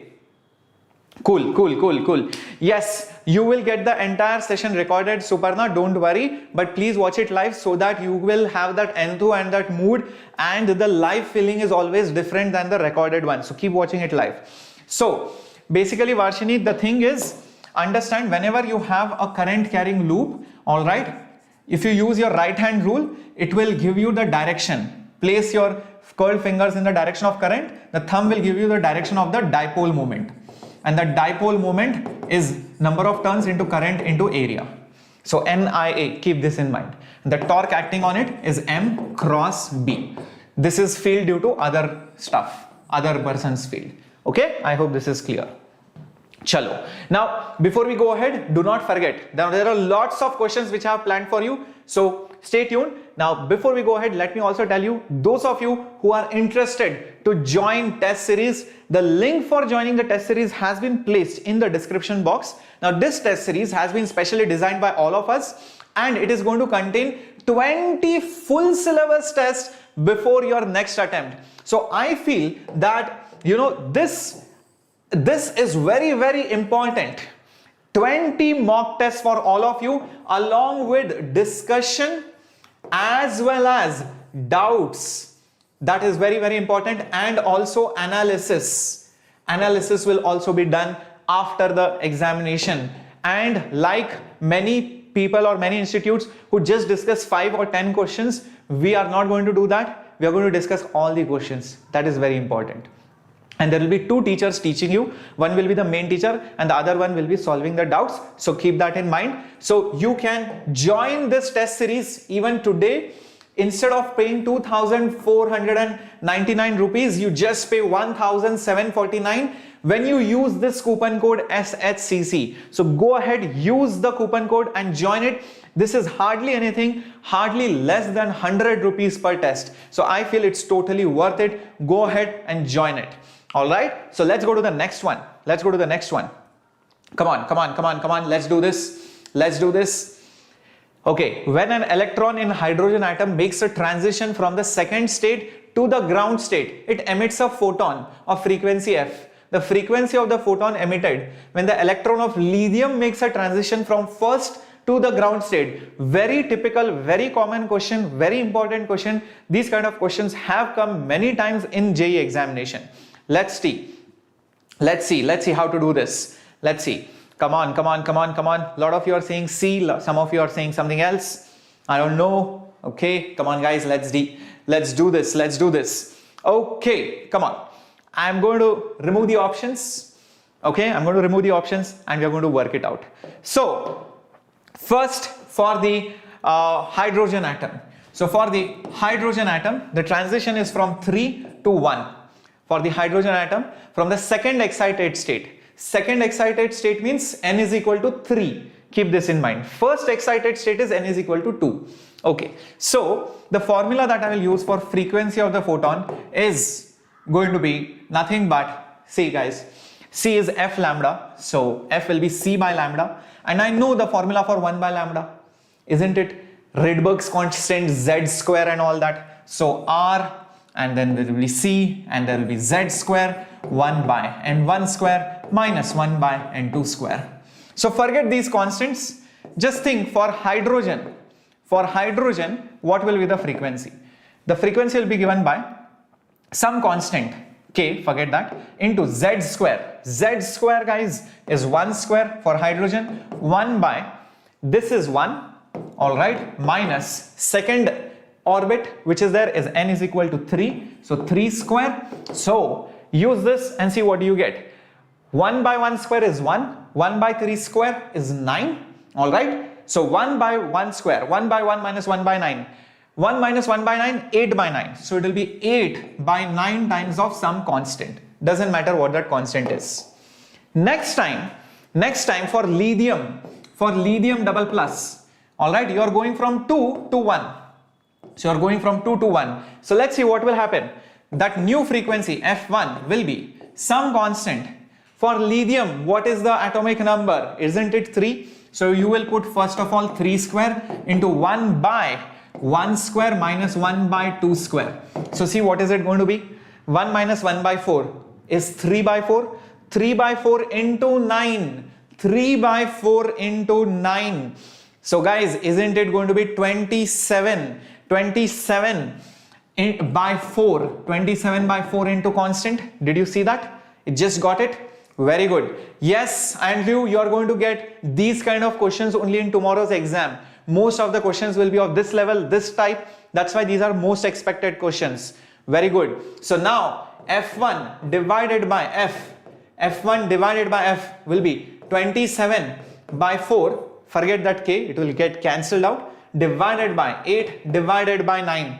Isn't that correct? So guys, that's it. 9 into 27. Come on. This will be 243 and this will be 32. Just check this out. Yes, 243 divided by 32. So that will be the correct answer. I hope this is clear. 243 divided by 32. This is the answer. Is it clear? Very good, very good, very good, very good. Yes, Jagdish, it's over. You can watch the replay later on. Very good. I hope you guys are making notes or also solving simultaneously with me.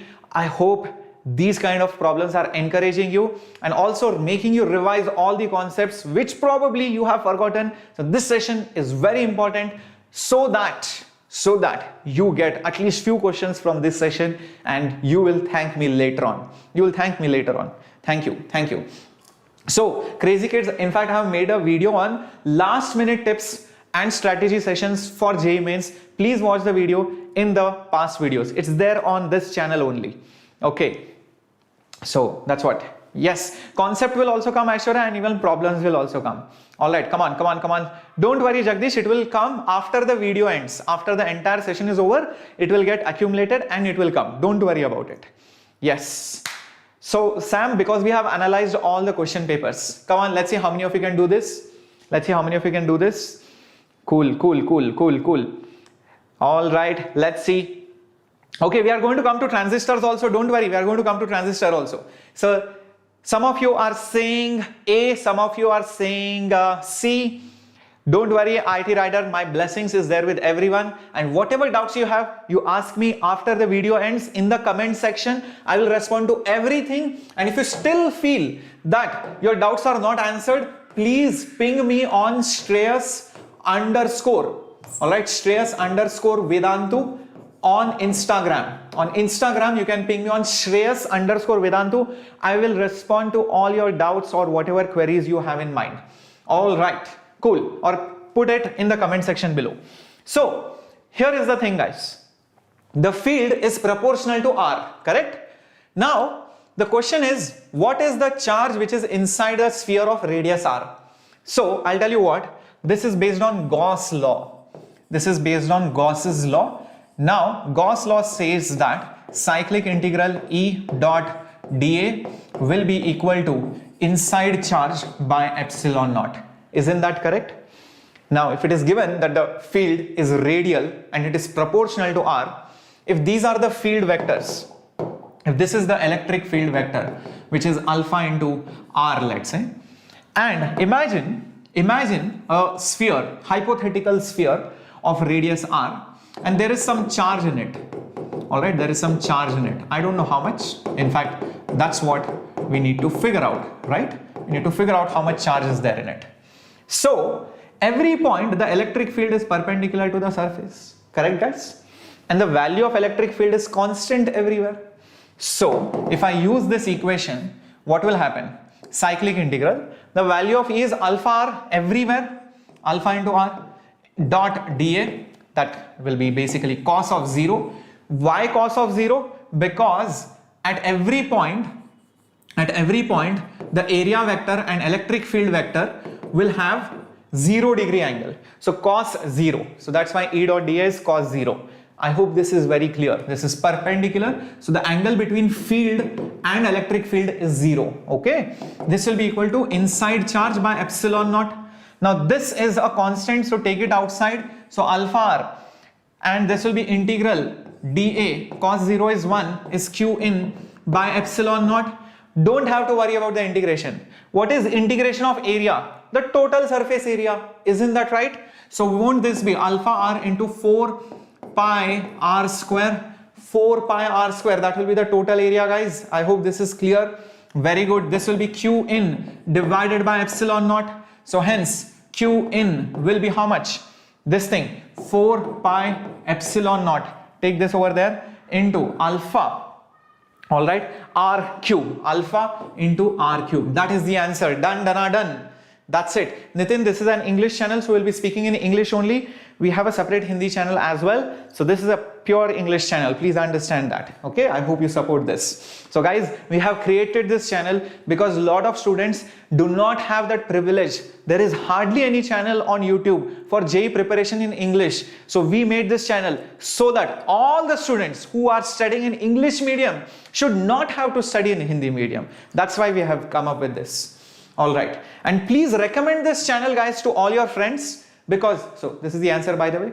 So please recommend it to all your friends because lot of students do not know this channel exists. So you have to behave like, and you have to act like our mascots and promoters who are going to tell about this channel, because we are doing all this for free of cost for you guys, only because of your love and support. There is nothing that I'm going to get from this channel apart from your love and support, and that's what all I care about. Isn't that? Yes. Chalo, let's do this. Next question. A galvanometer. Yes. So the galvanometer full scale reading is 50 milliamperes when a potential difference is 0.15 volts. It can be used as an ammeter of the range 0 to 100 by connecting a shunt resistance of. How much shunt resistance is needed? Yes. How much shunt resistance is needed? So Arya, I have created a special video for 11th separate and 12th separate. All the formulas revised in 6 hours. 3 hours for 11th, 3 hours for 12th. Please check out the playlist on this very own channel. Okay, so let's do this. Don't worry about the options. Come on guys, ammeter looks like this. Come on, I'm giving you some time. Let's see how many of you can get to this answer. Okay, let's do this. Now, whenever you connect a galvanometer into ammeter, you connect a parallel resistance. Why? So that the current which comes from outside is bypassed. So very little current will flow through the galvanometer and most of the current will flow through the shunt or the parallel resistance. That's what happens. Now you are converting it into a range of 0 to 100 ampere. So that means 100 amperes maximum current can enter. Maximum current is 100 amperes which can enter. Now only a small part will go here. Very small part will go here. And how much part can go? You can only allow maximum 50 milliamperes. 50 into 10 to the power minus 3 amperes. The remaining current Everything should bypass from here, else this galvanometer will burn. That's very, very important. So the remaining current, don't you think, will be approximately 10 amperes? Why? Out of 100 amperes, you are taking away 50 milliamperes. How much will be remaining? Almost 10. Do you understand this? Yes, Srinita, this is very important for tomorrow's exam. Yes, don't worry. So don't worry, Arbaz, we are here. That's why we are doing most probable questions. Guys, even if you get 2-3 questions from today's session, I would be really happy, because I feel more than that might also come. Then see how happy you will be. You will get at least 12 to 16 marks more than what you would have got had you not attended the session. So attend the session properly. Don't worry, we are there to help you. Yes, and we are going to discuss all the papers of tomorrow, day after tomorrow as well. So out of 100 amperes, 50 milliamperes goes there. So remaining is almost 10 amperes. Hardly anything got lost. Now, once you have understood this, I hope, Joel, now it's clear. So Vishal, see, the galvanometer, all right, the galvanometer, or that thing, galvanometer over here, can allow how much? Only 50 milliamperes. If you want to increase the range to 100 milliamperes, what will you do? You will make sure if 100 amperes comes, only 50 enters inside, and the remaining 100 minus 50 milliampere is bypassed. That's what you are going to ensure. That's what has happened over here. Okay. Now, if this much is clear, this is the working principle of ammeter. Why 10 ampere? Because, oh sorry, not 10 ampere, my bad. Oh sorry guys, I put 10 by mistake. This was supposed to be 100 ampere. I was thinking about 100 and said 10, my bad, so sorry, thank you. This was not supposed to be 10, this was 100. Now, okay, now if this much is clear, see, current in any branch is proportional inversely to the resistance of that branch. Inversely proportional to the resistance of that branch. Very, very important. Yes, it should be 100. My bad. Okay. Then, if this is the case, think about it. Current through the galvanometer upon current through the shunt resistance will be resistance of the shunt upon resistance of the galvanometer. Now, what is the current through the galvanometer? Isn't it 50 into 10 to the power minus 3? What is the current through the shunt? Isn't it 100? And what is the shunt resistance? That's what we need to find out. What is the galvanometer resistance? That you have to indirectly find out by this particular value. When voltage is 0.15 volt, current is 50 milliampere. So guys, what is the value of Rg? Resistance is voltage divided by current, which is 50 into 10 to the power minus 3. Correct? Resistance is voltage by current. So 0.15 divided by 50 into 10 to the power minus 3, isn't it going to be 3 ohms? Come on guys, check it out. 15 divided by 5 is 3. Rest all zeros is going to get cancelled out. So just put number 3 here and that's it. You are done, sorted. This will go like this.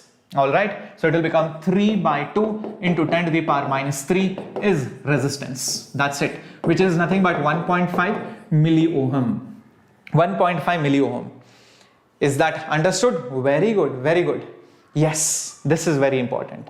So you'll get 1.5 milliohm. That's the answer. Okay, is that clear? Shall we go ahead? Let's get going to the next one. This is an AC circuit. Voltage and current are given. Question is, who leads whom by how much? This is very high probability question. These kind of questions have come in the JEE examination. Yes, Swaraj, it is. Yes, Bharat, you will get it. Don't worry. Yes, come on, let's see how many of you can do this. Okay, now don't worry about don't worry about the options. Let's start doing it. Okay, I'll just remove the options. The problem over here is the voltage has two terms. Because the voltage has two terms, let's combine it into one term using trigonometry. So the voltage, all right, so the voltage can be written down as 5. This is of the form A cos plus B sine. Everybody knows what to do if there is A cos plus B sine. You would have learned this in maths. Come on guys, divide and multiply by root of A square plus B square. Divide and multiply by root of A square plus B square. Haven't you learned this? 1 plus 3 is 4. uska root. What is the root of 4?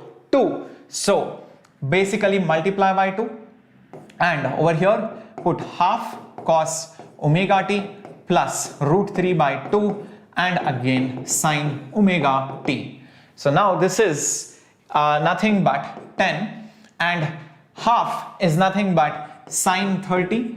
Alright, sine 30, or you can also put sine of pi by 6, and this is cos omega t plus this is nothing but cos of 30, which is pi by 6, into sine of omega t.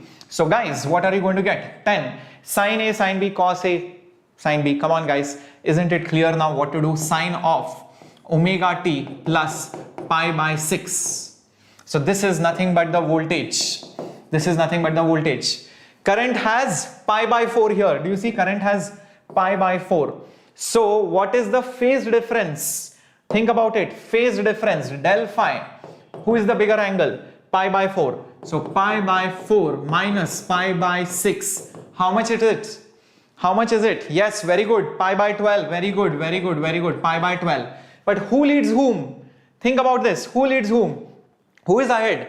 Current or voltage? Obviously, current is ahead. You can see current has 45 degrees. This has only 30 degrees. So by phase, current is ahead of voltage. You can see that. Very good, very good. So that's how you solve this. Current leads voltage by pi by 12. Yes, these kind of questions can come. That's why we are doing it. These kind of questions, in fact, have come in previous year's paper. Yes, so we are trying to revise everything as much as possible. All right, let's do this. This is also very good question. If this question comes, it will decide your fate, whether you are going to do this and boost your rank, because many people are going to leave this question tomorrow. If it comes, these kind of questions, many people will leave this. But if you do this, you will for sure get that marks apart from the other marks that you're going to score. Okay, come on, let's do this, let's do this. A charged particle enters uniform field with velocity making 30 degrees with magnetic field. The particle describes helical trajectory of pitch. What is the radius of the helix? Options are given. Well, don't worry about the options. First, let me tell you, whenever you have velocity at an angle to the magnetic field, there are two kinds of components. One is the perpendicular and the other one is the parallel component. So forget the actual velocity, all right, and divide the velocity into two components. Now this velocity, which is perpendicular, will make it go in a circular path. What will it do? It will make it go in a circular path. This parallel velocity will make that circle move. So as that circle rotates, you will see that particle moves ahead, and this path is basically called as helical path. So that's what happens. Keep this in mind. Okay, now let's do this question based on this concept. Look at that. The velocity has two components, perpendicular, parallel. Perpendicular is responsible for circular motion. Parallel is responsible for going ahead. Cool. Now there are certain formulas for circular motion. All right. So radius is going to be mv by qb. This is standard formula. You should know it. But here, this circle, all right, that circular motion, is it because parallel or perpendicular? Only because of perpendicular. So it will be v perpendicular. So circular motion. So how much will it be? It will be mv sine theta divided by qb. That's the radius. Next, time period. Time period is 2 pi m by qb. Therefore, pitch, the pitch which is there is the time period. How much time does it take to complete one revolution into this speed? What is the meaning of pitch? Pitch is this length. In one circular motion, how much does it move ahead? Speed into time. Distance is speed into time. V parallel. So this is going to be, come on guys, 2 pi m divided by qb, and parallel velocity, how much is it? Isn't it v cos theta? V cos theta. Cool. So let's divide both of them and see what do we get. Let's divide both of them. So pitch. So pitch divided by radius. Pitch divided by radius. Come on, let's see what and all will happen. 2 pi m by qb v cos theta. So 2 pi m v cos theta divided by qb. The whole thing divided by radius, which is mv sine theta. All right, mv sine theta by QB. All right. So see if you are getting this, guys. See if you are getting this. Everyone, come on, come on, come on, come on, come on. See if you are getting this. Okay, okay. So if you guys are getting this, next, what we need to do? All right. So pitch is given to be x. Pitch is given to be x. Radius is this. MV gone. QB also gone. QB is divided, by the way. So this will be VV also gone. So 2 pi by tan theta. Isn't this what I am getting? See this? So the radius will be x tan theta divided by 2 pi, but this theta is given to be 30 degrees. It's given to be 30 degrees. So tan 30 is 1 by root 3. So this will become x divided by 2 root 3 pi. That's it. That's the answer. That's the answer. Very good. Very good. Yes, that I put that by symbol. I think I missed that, but it's okay. Okay. So basically, all you need to do is remember the formula for time. Time of one circular motion for magnetic field and charge is 2 pi m by QB. Pitch is one circular motion into the, how much time does it take? One circular motion's time period into that speed, which is V parallel. So from that I got the pitch. So once I got radius and pitch, I just divided both of them because I saw many things are going to get cancelled, and from that I just got the answer. All right, I hope Venku this is clear. All right, okay, cool. Now let's go to the next one. So this was the answer. Let's go to the next one. In a common emitter, some of you are asking, sir, please do semiconductor based transistor question. Let's do this. Let's do this. Guys, please focus. Don't worry. Even if you are not getting even one question, don't worry.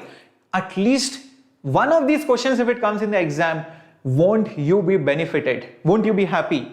Won't it be worth it? Yes. Yes. So let's do this. In a common emitter transistor, all right, the audio signal, all right, has 3 volts. The resistance is 3 kilo ohm. Current gain 100.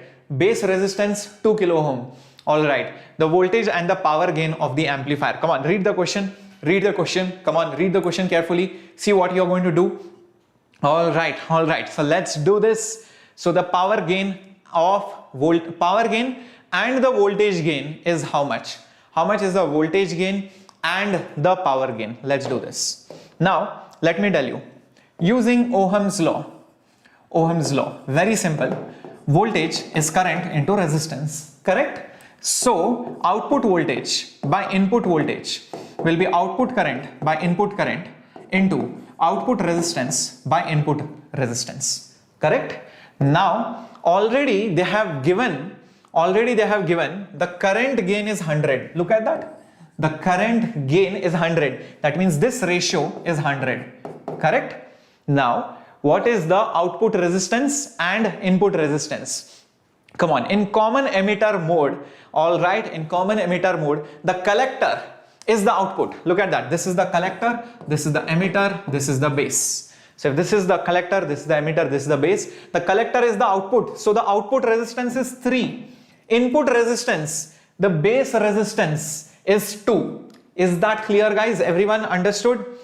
So Kartika, most of the questions will have small calculations. Very few, 1 or 2 questions only will have major calculations. Don't worry.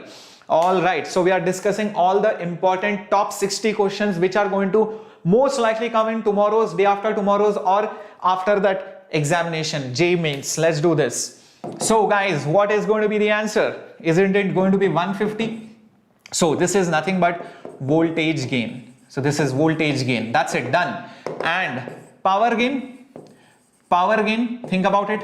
Power gain will be nothing but output power by input power, which will be output current square by input current square into output resistance by input resistance. So how much will it be? Current gain, how much was it? It was 100. So it will be 100 square. Output by input resistance 3 by 2. So it will be 1.5 into 10 to the power 4. That's it, 1.5 into 10 to the power 4. Yes, don't worry Suparna. better late than never. There are more attempts, second, third, fourth attempt, also JEE Advanced. We are going to be there with you, not just till Advanced, but also for counseling. We are also going to do counseling on this channel. You see, you wait and watch. See how we are going to take this channel and how we are going to benefit all the English medium students throughout the country, even abroad, who are preparing for all the competitive examinations. Don't worry about it. So that is the answer, 150 and 1.5 into 10 to the power 4. Yes, very good, very good. Let's do this. So guys, these questions have been arranged based on high probability, looking at all the previous year questions. None of them are previous years, but these are from own collection, from different sources which we have collected, so that this can probably come. Let's see, I don't know. Okay. Come on. Yes, this is enough for tomorrow. Yes, Pranjal. Plus, we are also going to do motivation session at 8:30 today. And guys, I've also made a video on the checklist. Have you checked that out? If you have not checked it out, please do that. Come on, guys. There is a video on the checklist. So, brief interruption. All right. So, there is a video of checklist. Please watch this. What and all things you need to carry tomorrow, and whatever things you don't need to do, dress code, and mask related stuff, sanitizer, rough pad, everything has been mentioned in this checklist video. So please watch that. And also, if you are interested in formula revision, there is a playlist over here, important tips and tricks of strategy. All right. So in that, I have done entire 12th formulas and entire 11th formulas in these two videos in totally 6 hours for you. Do not forget to watch that. Okay, let's go ahead with this particular question. Come on, come on, come on, come on, come on. Okay, let's do this. So, how many of you got this answer? How many of you got this answer? Come on, come on, come on. How many of you got this answer? So, let me tell you what is happening. There is a rod which is placed in an electromagnet. Okay, so there is a rod which is placed in an electromagnet. So, let's say this is that rod. Okay, and let's say this is that electromagnet out here. Okay, so this is that electromagnet. Okay, this is some coil. Okay, when the current is switched on, then the diamagnetic rod is pushed out. So this rod gets some velocity. Okay, so the energy which it gains, comes from current, magnetic field, lattice structure, induced field due to magnetic field. The answer is, see guys, magnetic field never does work. It never does work. Because that force is always perpendicular to velocity. Q, V cross B, do not forget that. So this is never does work. So the work which is done does not come from the magnetic field. This lattice structure of the material of the rod, what nonsense. This is some unnecessarily to confuse you. Just to confuse you. This is random. The induced electric field due to the changing magnetic field, no, this is random. This is the current source. This source which is there, this source will lose energy, This will lose energy, and that energy will be converted into gravitational potential energy. So this is the correct answer. Keep this in mind. Very good. Ganesh, Parush, Prakash, Abhinesh. All right, Priyanka, no problems. Very good, Prakash. Yes, Shreyas. Wow, somebody with my name. Very good, very good, very good. Chalo, very good. Let's get going to the next one. Which of the following has the same energy as 1 mole of hydrogen at 27 degrees Celsius? Let's see how many of you are able to do this. Come on, guys. Let's see how many of you can do this really quick. Come on, come on, come on, come on, come on. All right. Come on. Yes, the entire motion, Karthik, Shri, happens from the energy derived from the primary source. Energy will be lost in primary and it will be converted into some form in the secondary. Very good. Some of you are saying C, some of you are saying D. Come on, come on, come on. Let's see how many of you get this. Come on, come on, come on, come on, guys. Okay. So I'll tell you what to do. Oops, I showed the answer. My bad. Okay. Anyways, I had to get my pen. All right. Now, guys, 1 mole of hydrogen, how much energy does it have? The formula is energy. How many of you know that formula? Some of you are saying C. Oh my God. Look at that. Look at that. Oh, everybody is saying C. Cheating. Chalo, koi baat nahi. It is half F N R T. Yes, this is that energy formula. Yes, keep this in mind. So NCVT, guys, that's all. So degrees of freedom. So energy for hydrogen, half. Degrees of freedom, hydrogen, 5 degrees of freedom. Number of moles, 1 mole, into R, into temperature. Temperature is 300 Kelvin. So guys, this will become 5R into 300 by 2. I'll just keep it like that, forget it. Now see guys, if you take this example, so for energy for oxygen atom or oxygen molecules, it will be again half, number of moles 5, degrees of freedom 5, moles 0.5, moles is 0.5 multiplied by R multiplied by temperature 327. Isn't it 600? Isn't it 600? So now take care of this. It will become 5R into 300 divided by 2, which is same as this. Don't you see? This value and this value are the same. So hence the correct answer is C. Yes, very good, very good, very good, very good. All right, very good. Okay, so let's get going. So energy formula NCVT, and remember the formula for this energy, keep this in mind, is NCVT, and CV, you know guys, it's FR by 2. F is degrees of freedom. Keep this in mind, very likely question this is. Okay, let's get going to the next one. Come on, let's do this. So degrees of freedom, Joel, I have made in that formula sheet. Alright, I have given all the degrees of freedom. For monoatomic it is 3, for diatomic it is 5, for triatomic linear it is 5. For any other polyatomic, alright, it will be 6. So Kamlesh, I am telling you. So Jamie, my name is Shreyas. Alright, yes. So keep this in mind guys. For mono it is 3, for dia it is 5, for triatomic linear also it is 5, and for polyatomic and non-linear molecules it will be 6. Keep this in mind. Okay, and by the way, if you want to ask me anything, you can contact me on Shreyas_Vedantu. That's my Instagram handle. You can contact me there on Instagram. This is my Insta handle, and you can also leave comments in this video. After this video ends, I'll respond to each and every doubt that you ask. Okay, let's do this. Two small magnetic dipoles. This is very good question. These kind of things have been coming in previous years. Let's do this question guys. You will be surprised to see how this question has to be done. No, hydrogen is not monoatomic, H2 gas. So it's diatomic, be careful. Brahmanandam, okay? Cool.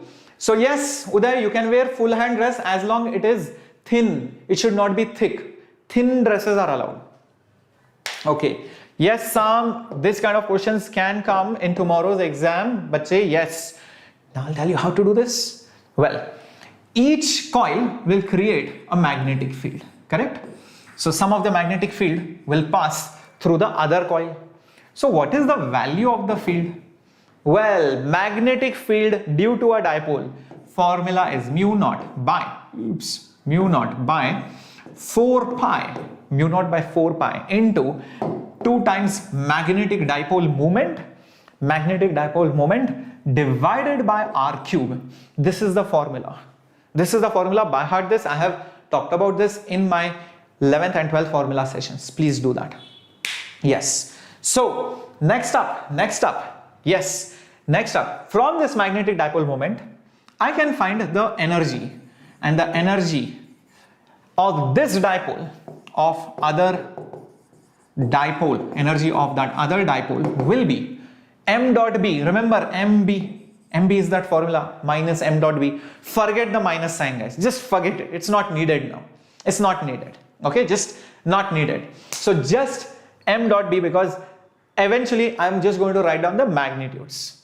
Okay, so this is magnetic dipole moment. This is magnetic dipole moment. How much is the magnetic dipole moment? It is mu. How much is the field? This one. So mu naught to mu divided by 4 pi r cube. This is going to give me mu naught to mu square by 4 pi r cube. This is u. Now guys, I hope you remember du by dr is actually F. Du by dr is F, and that's what has been asked, force. And I'm only interested in the magnitude of the force. So differentiate this. Yes, what is the derivative of this? The derivative of this with respect to r. Come on, guys. All these are constants. So mu naught to mu square by 4 pi.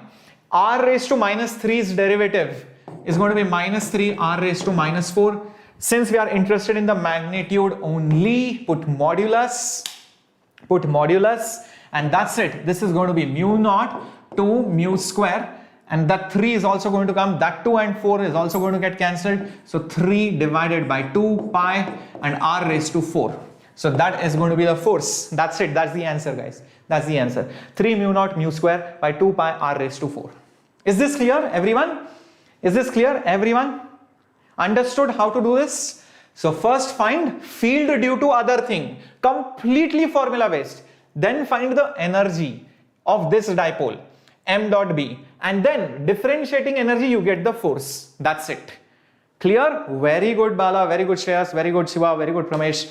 Yes, let's get going to the next one. Excellente, excellente. Okay, see guys, let's see how many of you can do this. I would be announcing this question as, let's see, if you get this question, you are going to do extremely well tomorrow. Come on, guys. Graphical question. If you do this question, you are going to do extremely well tomorrow. Reshma, please, bache, can you just replay this video a little bit so that you can watch the entire explanation again? Come on, come on, come on, come on. MG Tech, don't worry, we have heard you. We are going to come for motivation in some time at 8:30. Round table conference by all 3 teachers at Vedantu Enthuse. All right, come on, come on, come on. So Moni, Shimon Sir's video will also be played in a bit. So just wait for some time. So once the video ends, all the 3 videos will be visible to you. Okay. Come on, come on, come on, come on, come on, come on, come on. Yes, jeans pant is allowed. D, C. Okay, come on, let's decide. Are you going to crack it or not crack it? Come on, C versus D. Okay, I'll tell you what. Guys, this has to be done via elimination. Guys, will a point mass connected to a spring ever have negative potential energy? Will it ever have negative potential energy? Tell me yes or no. Will the energy will potential energy be negative? No, right? Potential energy will always be positive. If that is true, also think, will kinetic energy be positive or negative? It will always be more than or equal to 0, na? So it cannot be in the second, third or fourth quadrant. It cannot be in the second, third or fourth quadrant. I hope this is clear. So the only option which is correct is D. Done. Yes. Very good. That's it. Done by elimination. That's how you need to do this. That's how this question was meant to be done. Please pay attention to details, concepts. You should know the basics, you will get it. D. And that's it. Done. Yo. So this can come for Sahil Pawar. This can come for 4 marks. Or else you lose -1. Correct. Yes. No, Sam, you cannot wear a watch. There is a video I made. What should be worn, what should not be worn. Every aspirant should watch that video. I have posted it on this channel. I also made special videos for 11th formulas and 12th formulas. Go watch them. Come on. Yes, Pooja, PDF bhi milegi. Why not? Okay. Don't worry, Bhuwana. Thank you. Welcome. All right. Elastic dress. Oh my God. Please don't ask, sir, is elastic dress allowed? Inelastic dress allowed? Sir, what should be the restitution of the dress? Please, I don't know that. Okay. So choose the incorrect statement. How many of you got this? Some of you are saying D. Okay. Guys, if you have any other doubt, please ask in the comment section after the video ends. Come on. Some of you are saying A. Some of you are saying D. All right. I'll tell you what. This has to be done using elimination. The question is incorrect. Many people would have forgotten this word. Look at this. It's in bold. Incorrect. Guys, isn't it obvious? Tangent to the streamline does not give the flow. Wrong. In fact, if you have streamlines, all right, if these are streamlines, if you draw a tangent, it gives you the direction of the velocity. So in fact, this is actually correct. And this is not correct, my bad. I mean, you have to mark that option. Whatever is written over here is incorrect. I hope that makes sense. Does not. In fact, this word not should not be there. So actually you will mark this. Don't even bother checking the other options. You know this option is correct. Don't bother. It is a waste of time. If somebody is telling you, no, you have to be sure, you have to check all the other options, they are wrong. Don't have to do that. You got it right. That's it. Done. Move it. Okay, let's go ahead. So that's the correct answer. I hope this is clear. Incorrect. Sayyad, I took your name, beta, but now concentrate.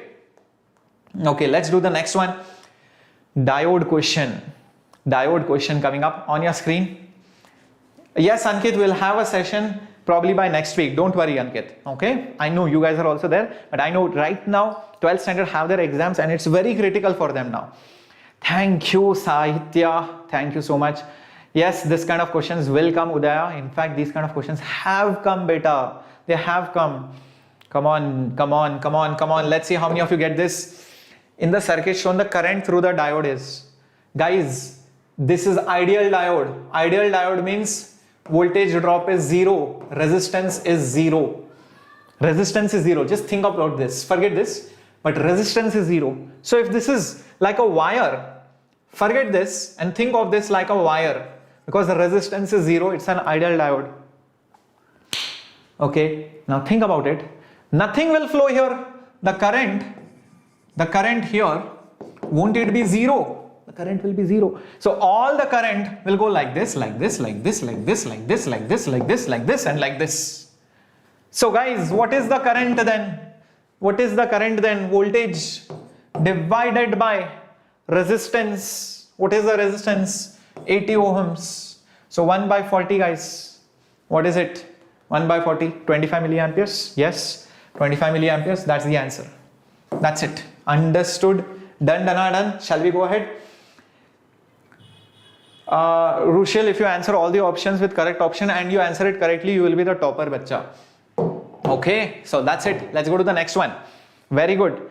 So Rushil, average score, I don't know, but if you want to clear mains and you want to get good NIT, then at least 180 to 200, at least 180, and you will get it. If you have been following this channel regularly, patiently, and following all the things what we have been telling you, trust me, you will get, forget 180 marks, you will get more than 250 marks if you follow this channel properly. I'm telling you, if you follow this channel properly, even if you have joined in late, okay, start following now. You will get more than 250 marks just by watching lectures, self-study and following everything that we tell you.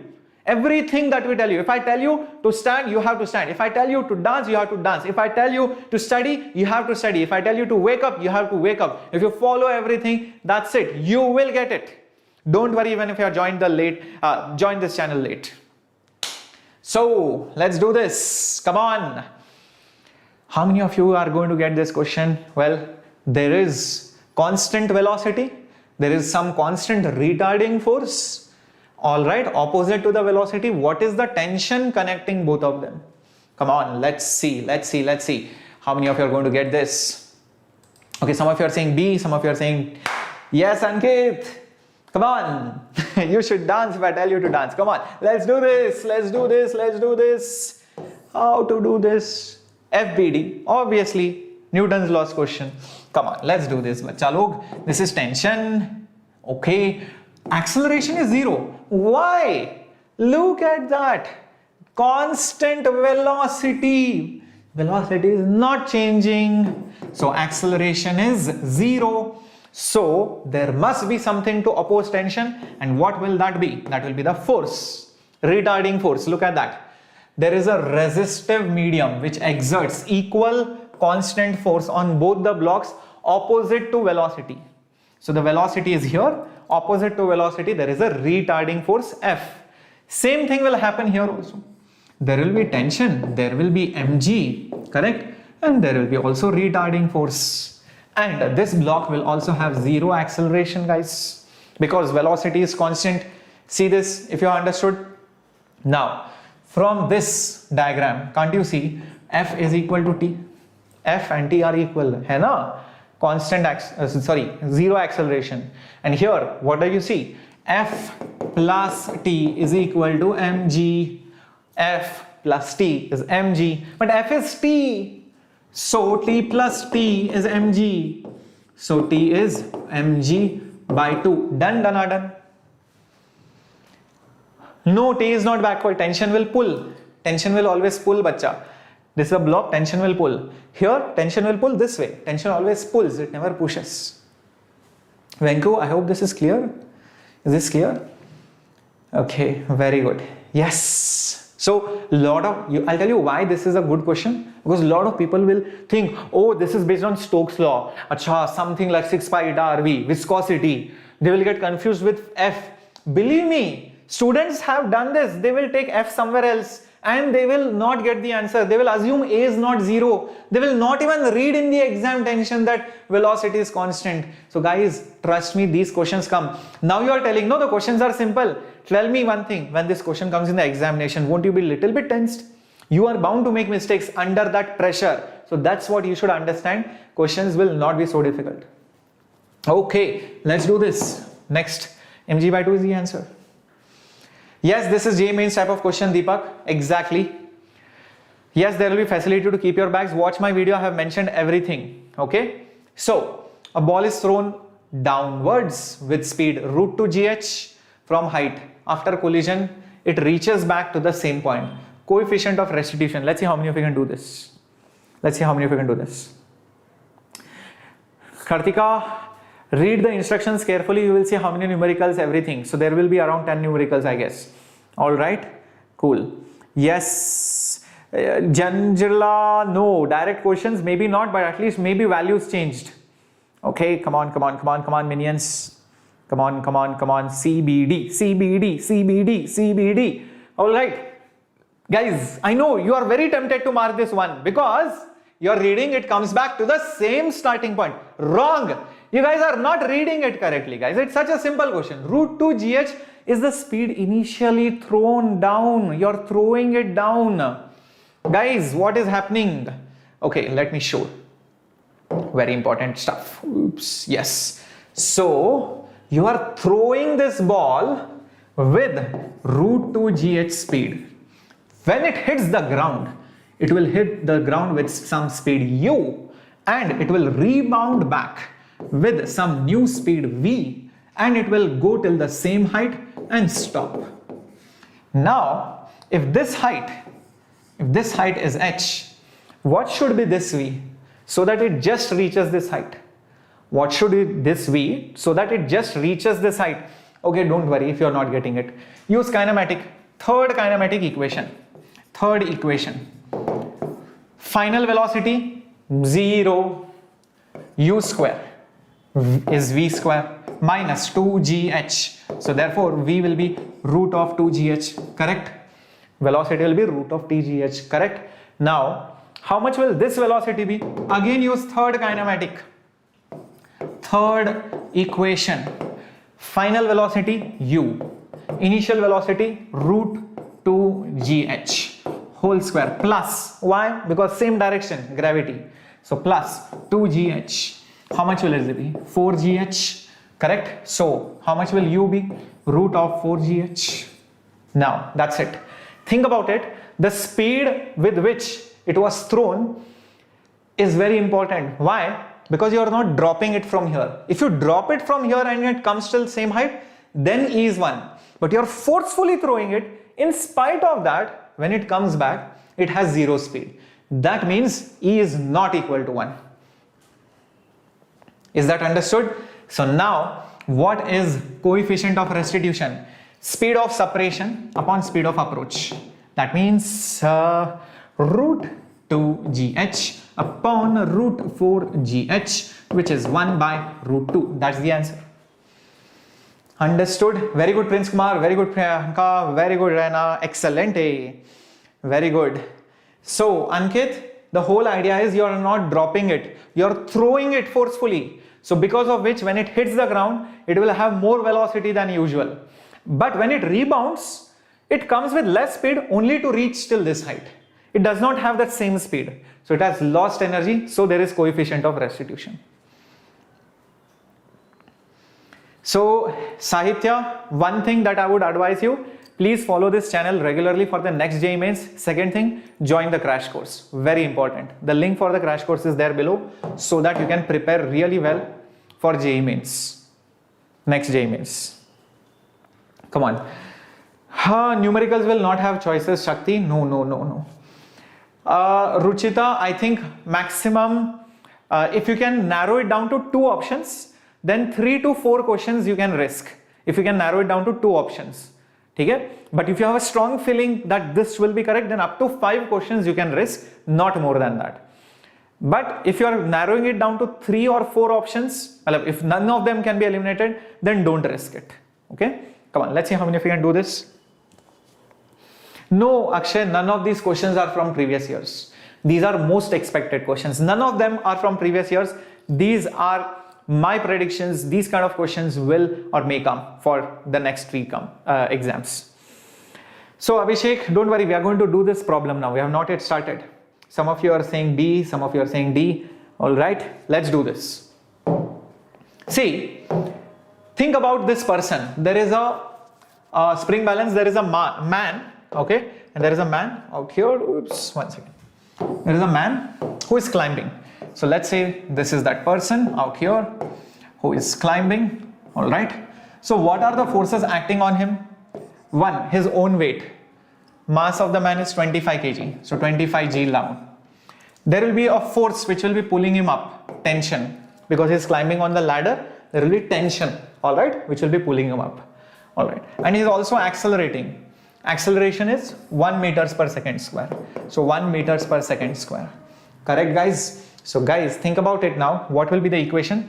T minus 25G, Newton's laws, is mass 25 into acceleration.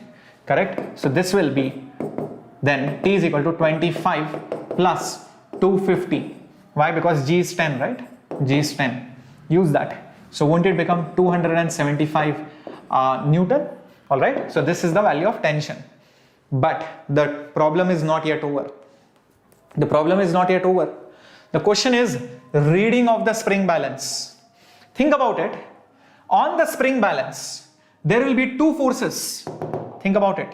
One will be the tension, and also the next thing that will be there is the weight. There will be tension and also the weight of the ladder. I hope you have not forgotten this. There is ladder's weight also. So the reading shown will be, since the person is being pulled up, he will pull the ladder down, and he is pulling the ladder down with T force. He gets pulled by T, he pulls the ladder down by T. So T plus the weight of the ladder itself. Is that clear? Saitya, you should expect at least a booster of 10 marks to 15 marks in each subject. Okay? Yes, you should at least expect Sahil and all that. Yes, at least that much. Okay, so the reading will be tension plus the weight. What is the tension? 275 plus what is the weight? Weight is 5G. All right, so 275 plus 50, which is 325 Newton, which is how much? 32.5 kg weight divided by 10. Newtons into kg weight. Correct. Very good, Aishwarya. Shiva, my Insta ID is Shreyas_Vedantu. It's also there in the description box below. Got it? Very good. So 100 score is not a good score. Somebody was asking. No, it's not. Next, if the area to be covered, so is this much, then what is it proportional to? Come on, let's see, think. Do you find the direction of FBD? Tension in FBD. So Sam Niran. Alright, see Sam Niran. Meanwhile, people are solving. I'll just answer your doubt. See, whenever you see a block, tension is always away. If this is a string, okay, if this is a string beta, then the tension here will be like this and like this. Never show tension towards. Okay, alright. And similarly, if you have a spring, this is a block. On the block, tension is like this. On the spring, tension is like this. Is that clear now? Okay, theek hai. Chalo. Now let's do this. Okay, I'll tell you what. The area to be covered, what is it proportional to? Just think about this, you will get it. You will get it. 210, is it enough for 99.8 percentile? Well, most likely, Kingpin, most likely. Okay, but maybe little bit higher, but it depends on the quality of the paper tomorrow. Let's do this. The range, all right, the range is directly proportional to the height of the tower. Do you know this? The range, all right. So if you have a tower of height h, the range till which the signals can be received is directly proportional to the height of that tower. And the area of coverage, isn't it pi times the range square? Circular area, right? Circular area, so pi times the range square. So isn't then area proportional to height? Because root of height whole square, that means just the height. So what has happened? If the area has to be doubled, what will you do to the height? Won't the height be also doubled? Is it understood? Very good, very good. Yes, NV Sunil, if you are attending the channel from now, don't worry beta. For second attempt and third and fourth and the advanced, this channel is going to benefit you. We can guarantee you that you will do really well if you follow everything that we tell you. Okay, so this is very, very important. Guys, there is one thing which I need to tell you. Please have faith, because I'll tell you why. Oh, by the way, this is the answer, doubled. Guys, I almost scored full marks in physics. Let me also tell you, when I joined my coaching in 11th, I got 0 out of 75 marks in the first test. This is my score. First test. But in 12th standard, I developed my techniques and I was almost the topper of physics in my coaching. That's what I was. And my techniques are very unique. You will see. Just follow me. Just have faith in me. I'll make sure that you get a lot of marks. Not just that, you will enjoy the subject. That is something which I can promise you. My All India rank was 3,900. I did my research from IIT Bombay. I know how to think. I know what has to be done at the last moment. I know what you should do 1 year before. I know what has to be done 2 years before. I know what you should do on last day. Just follow our advices. That's it. You will do it. Don't worry. You're going to do it. And if you still want motivation, please comment in the comment box and I will respond to all your doubts. And I'm telling you, join this test series. Apart from YouTube, join this test series. Come on, I want every one of you to join this full-length test series, because I am going to make sure that using this combination of test series plus discussion, you will get really good score in the next attempt. Come on, I want everyone to join this test series. SHCC is the coupon code. The test series price is 1,749 flat. Lot of discount. It's hardly less than 100 rupees per test, with discussions, with doubts, which is very important. And if you want more push, if you want somebody to even push you, pull you, be there with you always, personal attention, then join the crash course where you will get replays. You will get obviously teachers like me, and doubts after the class. Anything you ask, all doubts will be cleared. And 20 tests which is there in your test series also. Very, very important. So if you don't have Insta, don't worry, Alaru. There is comment box. You can ask anything in the comment box. I will reply to it. That's my promise. Okay? Very good. So the crash course is for 7,000, 30% off, again using the coupon code. So my thing is, if you are little bit less confident for first examination, please consider this crash course. You have time. There are second, third, fourth attempt. During my time, there was no second, third, fourth attempt. Guys, this will be definitely useful for your next attempt. So do not wait. Join it now, because I'm telling you now only, this price is going to 8,000 tomorrow onwards, or maximum day after tomorrow. It's going to go up. So I don't want you to regret about that. So do that. All right. So it's 30% off now. It is going to come to 20%. Thank you, Vishal. Thank you so much. Thank you, Naveen Reddy. Yes, numericals will have negative marks probably in the compulsory section, but in the optional section it will not have, Sakti. Okay. Okay, very good. And I hope guys you have already hit the subscribe button. If you have not done it, please do that now. Please do that now. Yes, these kind of questions, Shreya, might come tomorrow. And do not forget to smash that like button out there to show your love and support for me, your master teacher for physics at Vedantu Enthuse channel. I am Shreyas here. I'll be seeing you at 8:30 for motivation session. I have planned a special game and quiz and motivation session for all of you. All three teachers are going to come at 8:30, so do not forget to watch it live, because on the last day, the only thing you need is motivation. Don't sit and mug up formulas now. That's it, done. Close all your books. Come on, everybody, close all your books. All you need is motivation from all of us. We are going to make sure that you relax and remove all the stress. You go in a calm peace of mind. All right, your mind is calm. You go in a very peaceful way to the examination without any stresses. Come on, let's throw out all our frustrations and let's meet at 8:30 sharp on the Zoom round table conference from all the best teachers on JEE Enthuse. See you guys. Bye bye. Have your dinner really quick. I'm going to see you in half an hour. Take care.